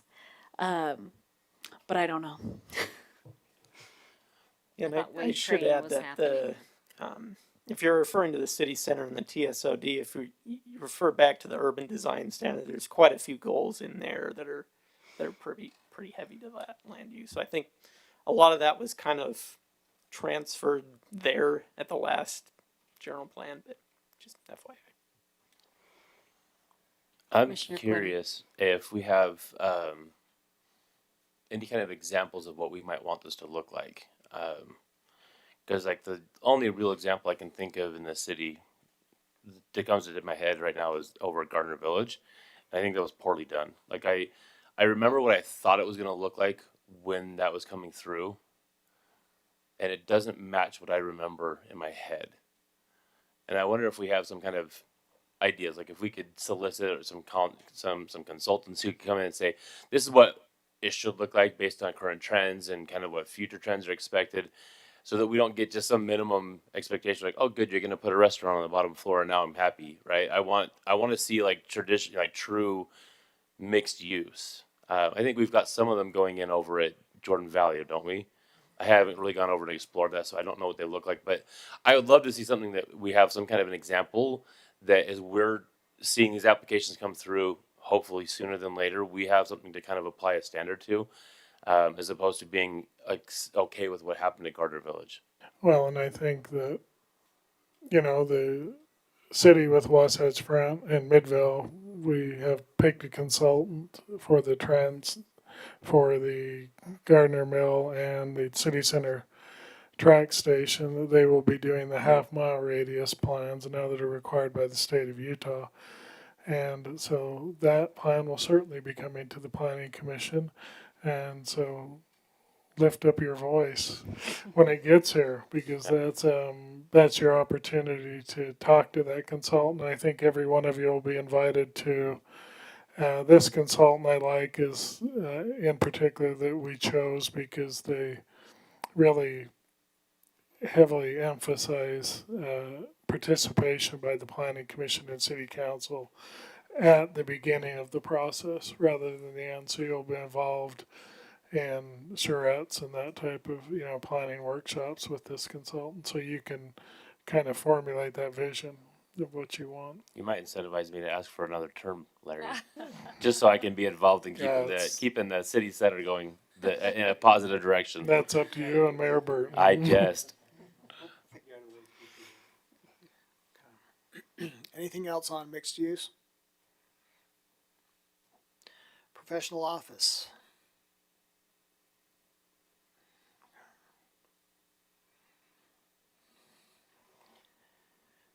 Business and research park.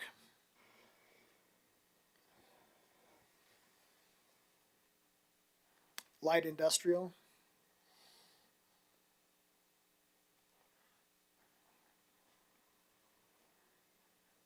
Public facilities.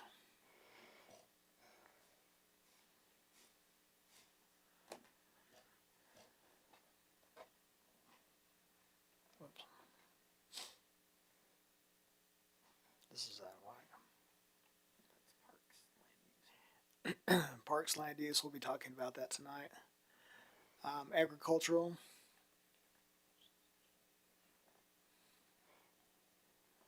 And finally, the master plan community use.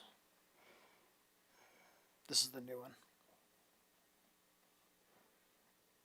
And then we'll also have one for the southwest quadrant that we'll be adding. Okay, Commissioner Marchant. Just on the future land use, the future land use map that's indicated, is that still being worked on? Yeah, so we're just finishing that up and then we'll bring that back to you next meeting. Okay. Okay. Why don't we take a brief break and come back in like 5 minutes? Does that give everyone enough time to stretch? Yes.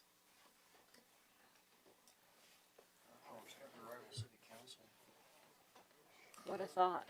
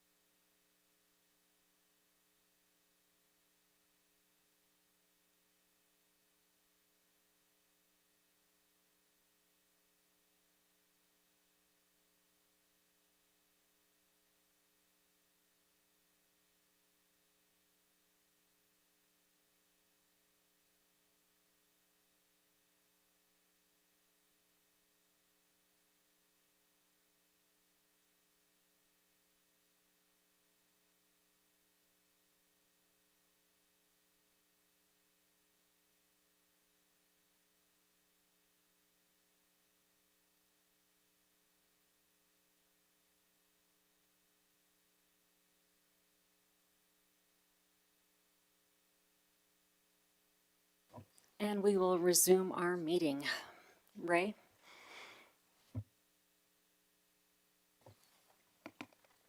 So we're talking about the Parks, Recreation, Trails, and Open Space chapter of the general plan, but I wanted to put this up on the board just to give you an idea that we do.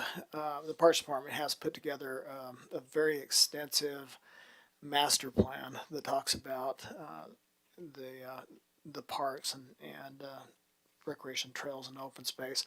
So this would be as we talked about in other meetings, this would be like the sub plan. It's kind of like the transportation master plan. But it's very thorough and detailed document. What it does is it talks about, it has its own set of goals and policies. It talks about the different types of amenities that the city has. It also goes in and talks about the funding sources for different kinds of parks projects and and the reason that I mentioned this and put this up on the screen is just that the general plan committee had this in mind as they were going through this, and they thought that that's where it really should stay, is in that sub master plan. And so what they did is they whittled down a lot of this chapter 6 and just kept it as a high level document. So I just wanted to let you know that, and as we went through that, we really pared it down and tried to put as much of that applies to that Parks Master Plan, just kept it in that. So rather than going through this, I think what I'll do is just go right straight to did you have any questions or concerns as you were going through this on any of the text or the goals and policies?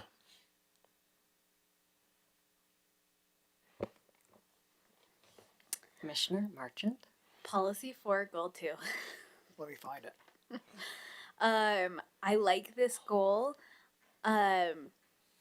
And I think, parks are our biggest green space, really, that we maintain as a city, right? And that we pump water to.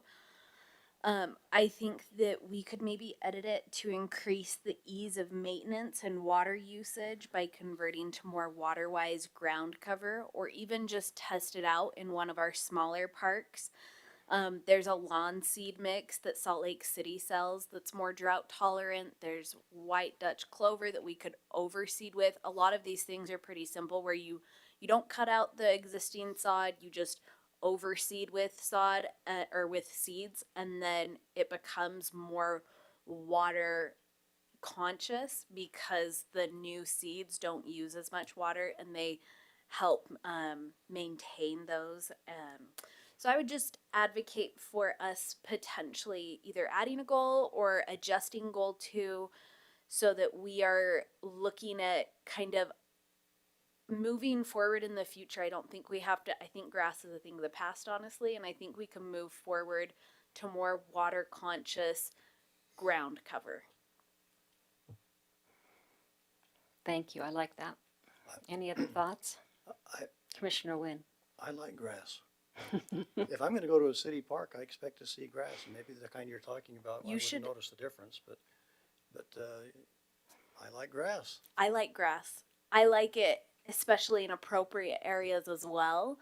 And I think that when you go to a park or an open space, a lot of people expect to see green, but I think a lot of us can agree that we've been there in the summers and it's yellow or it's patchy.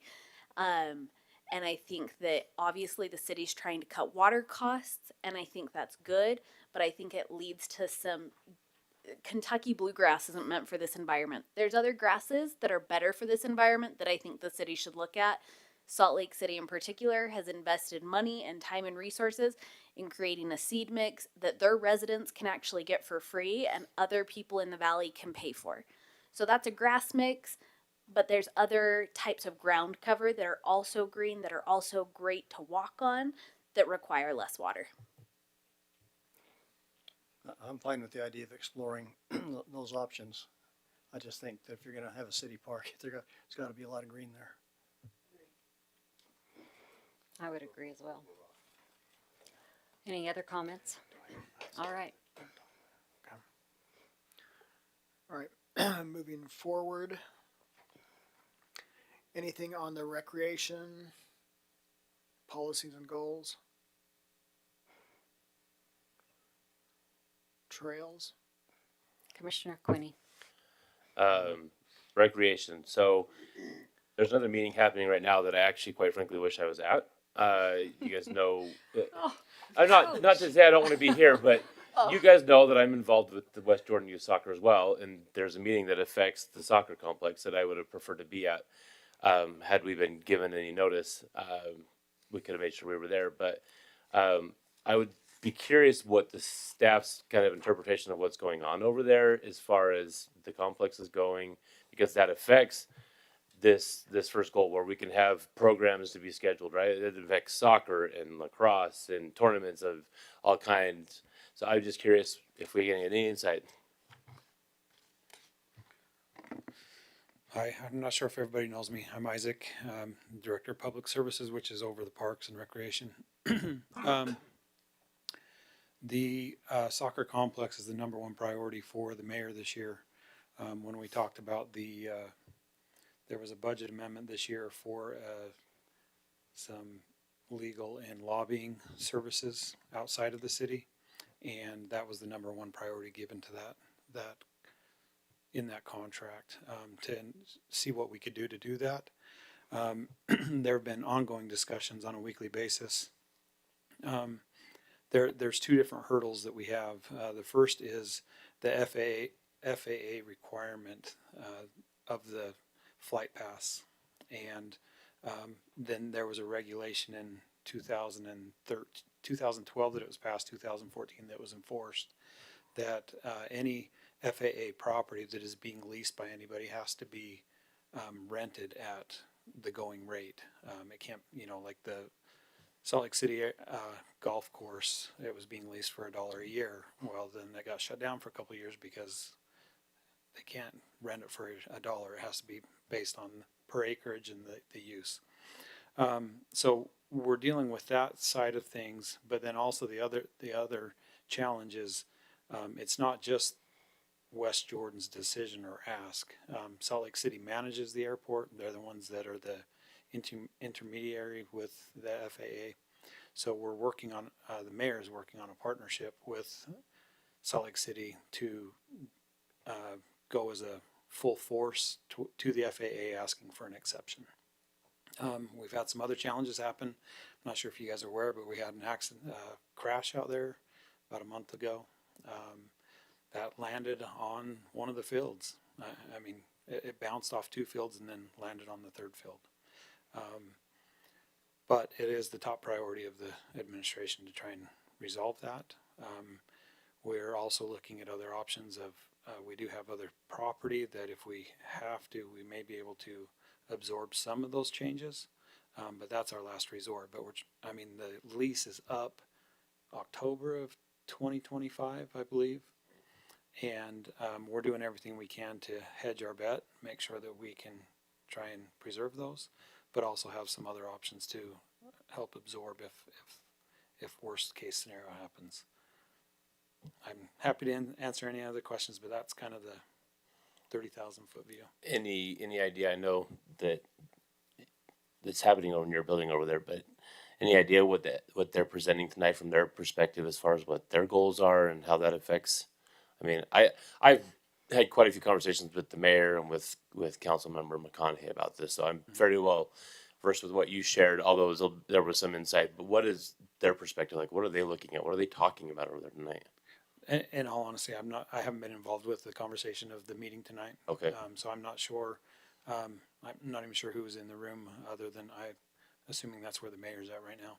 Yes, I spoke to him right before I got here, actually. Yeah. It's an airport master plan meeting tonight, and so Yeah, I don't know if they're necessarily talking about the soccer field or not. It's just programming of the airport. How is the airport going to grow? What are they going to do in the future there? So I think that's the airport advisory board is who's meeting tonight. But Okay. yeah, that's as much as I know. So Thank you. Thanks, Isaac. All right, Ray, you're on. Trails. Do we have a comprehensive trail map? I swear I've seen one before. We do, and it's in the it's in the this last document. trails? The Okay. trails, yeah.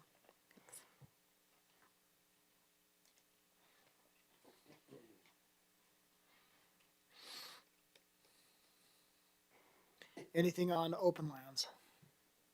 Yes. Commissioner Wynn. Open lands, policies and goals, policy 1, goal 2, coordinate with and encourage Kennecott land to sponsor, provide access to parks, trails.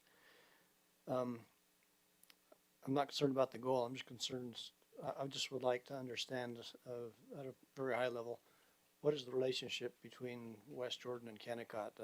I have the impression that, just as a citizen, have the impression that Kennecott is off limits to the world.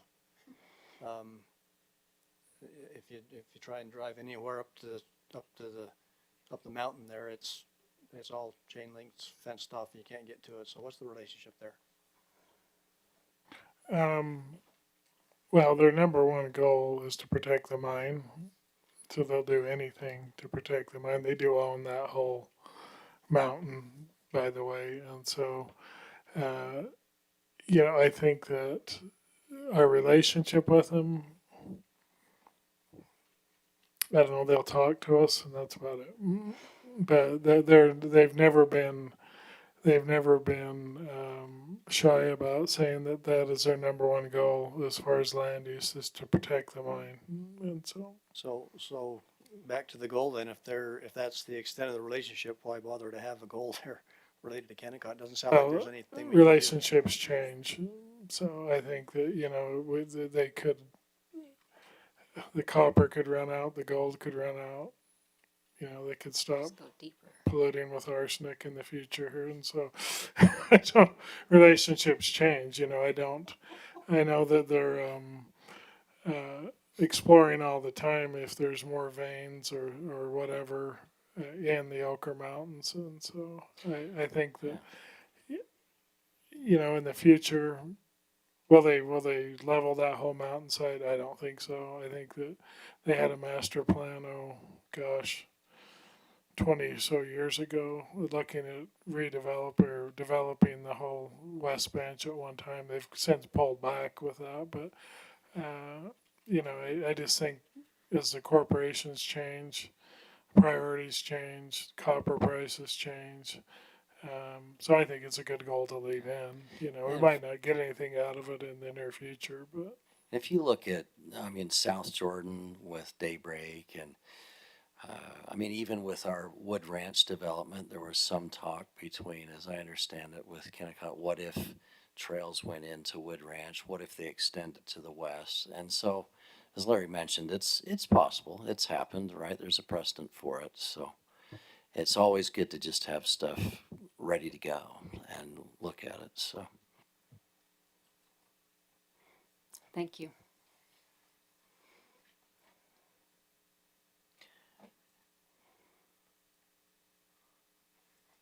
And we're there. All right. I think Mark is on up. this one. Yeah.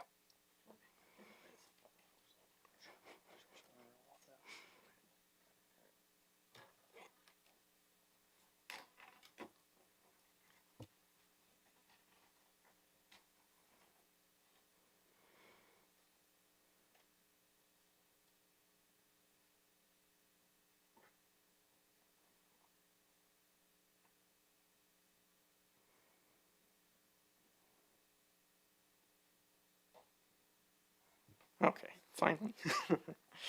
All right, so this is chapter 7, the environment.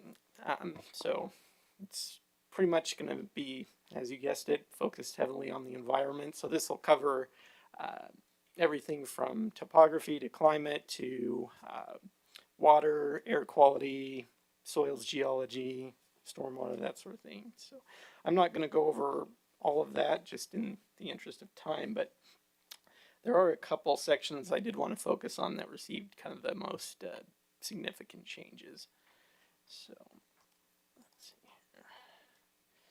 So the first one here was had to do with the water conservation section, and and I'll talk a little bit more about water in the next chapter, but for the purposes of this chapter, it's really just kind of more of an introduction of the water climate of West Jordan, that sort of thing. But essentially what we did in this section was just kind of update it with some of the new ordinances that the city's passed with the landscaping ordinance and things like that. And so the original 2012 was kind of light on water conservation, and it was really kind of a more of, well, it would be nice if we did some of these things in the future, but now we're actually starting to do them. And so so it's kind of headed more in that direction. The next change, which was a little bit more significant, was the air quality section. And when we looked at this initially, it really just kind of talked about winter inversions, but really didn't get beyond that, or really didn't go into specifics. And so we added a little bit on some of the summer pollution, some of the ozone levels that we get in the summer, a little bit more information on that. And then the biggest change was really going into a lot more detail on what air pollution entails. So so that's this graph here in figure 7.3. So you can see these are the 6 different components of some of our air pollution and what those sources are. And so so the first one, carbon monoxide, that's overwhelmingly mostly comes from vehicles. So this could include anything from cars, trucks, trains, automobiles, anything that pretty much runs on fossil fuels. Then the nitrogen oxide sources, again, most of those are also from vehicles. The volatile organic compounds, those are mostly things like chemical vapors, so paints, varnishes, things like that that might escape into the atmosphere. A lot of those are going to come from either building heating or agriculture, so you get a lot of fertilizers that kind of tend to escape into the atmosphere. And then ammonia is kind of a similar vein. A lot of that's going to come from agricultural or building heating. Particulate matters, so these are the really kind of more of the fine solid particles that you'd find in the air. So these could be things like dust, fire ash, industrial emissions, things like that. And so those are kind of, those really kind of come from everywhere. So as you can kind of see here, it's kind of an even distribution.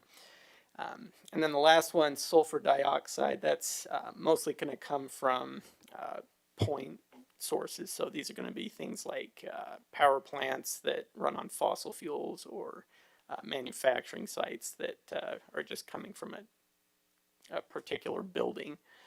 So so we, in West Jordan, we really don't have a whole lot of that. Most of our manufacturing is pretty light manufacturing. We've got a few, like we've got a steel yard in West Jordan. We've got a couple of places that do fabrication, but beyond that, we really don't have like a coal-fired power plant or anything that's gonna do a whole lot of that.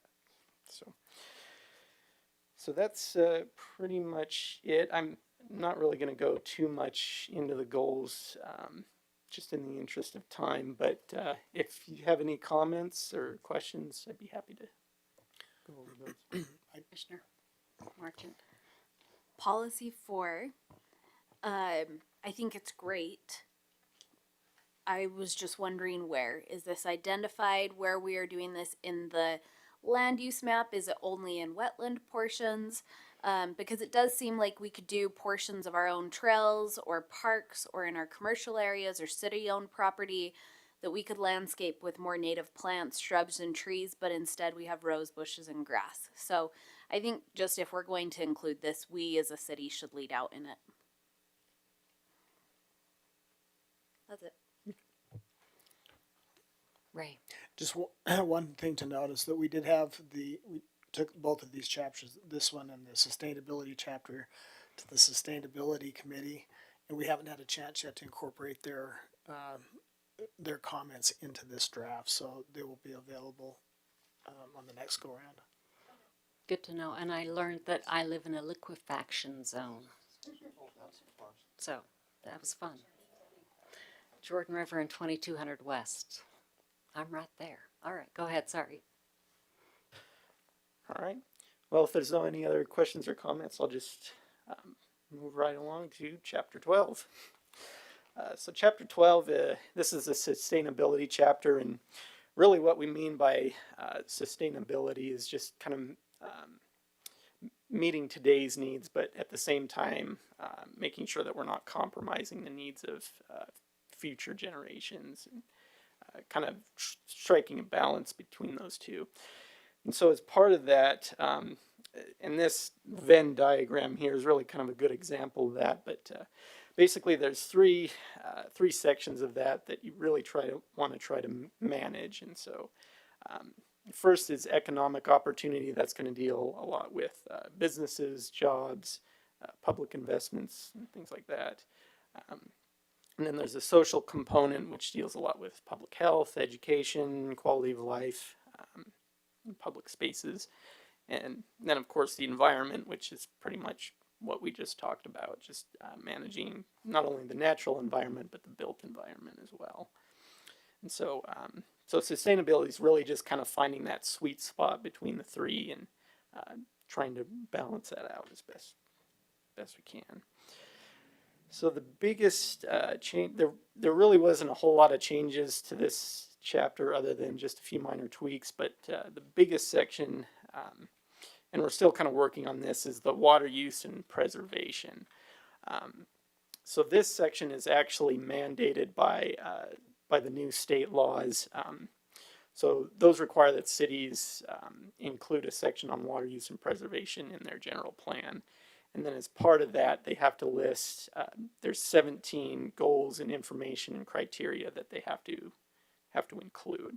And so those could include things like, just a couple examples is managing the effects on water demand, standards for park strip landscaping, things like that. So there's kind of a whole list that that Duncan and I and Ray are working on to kind of incorporate that. The version that you've got already incorporates a lot of that to some extent, but it's really kind of loose. And so right now we're kind of working to tweak that a little bit and just make it a little bit more explicit so that that we can prove beyond a shadow of a doubt that we are meeting the state requirements. So Commissioner Shelton. Yeah, I'd like to ask, what is the purpose of this section versus the other water use section that we've already reviewed this evening, and why are they separate? So the first one is just kind of a more general, broad status of water in West Jordan and some of the things we can do to manage it. This one kind of goes into a lot more detail and really dives into the specific strategy. So think of it as the housing section versus the moderate income housing. So it's really kind of similar to that, if that makes sense. Thank you. Hypothetical question. This is all of these water plans assume we will have water. I mean, there could be a point where we don't, like there is none. So, I mean, I guess that's very rhetorical. So we'll just leave it there. Yeah. Yeah, and a lot of these graphs are pulled from the water master plan that you just recommended tonight. So that's kind of the other component that we're working with, is just seeing what belongs in the general plan versus what belongs in the specific master plan. So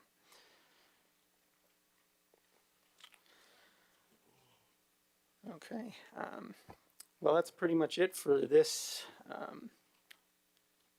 chapter.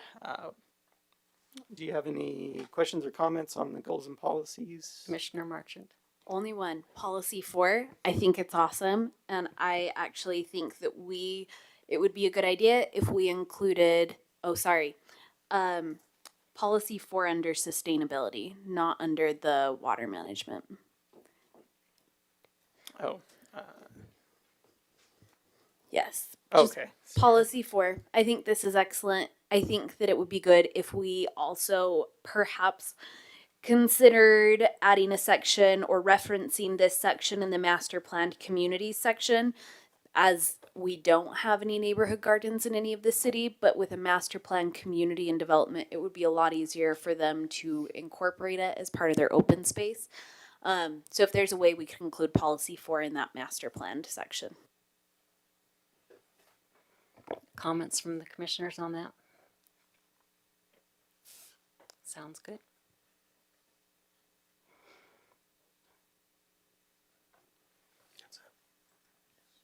I think, are we done? Done? We are. We are done.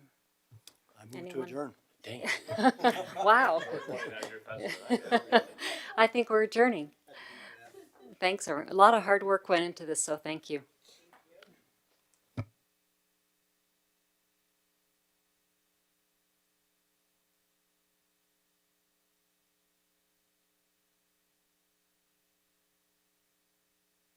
Recording stopped.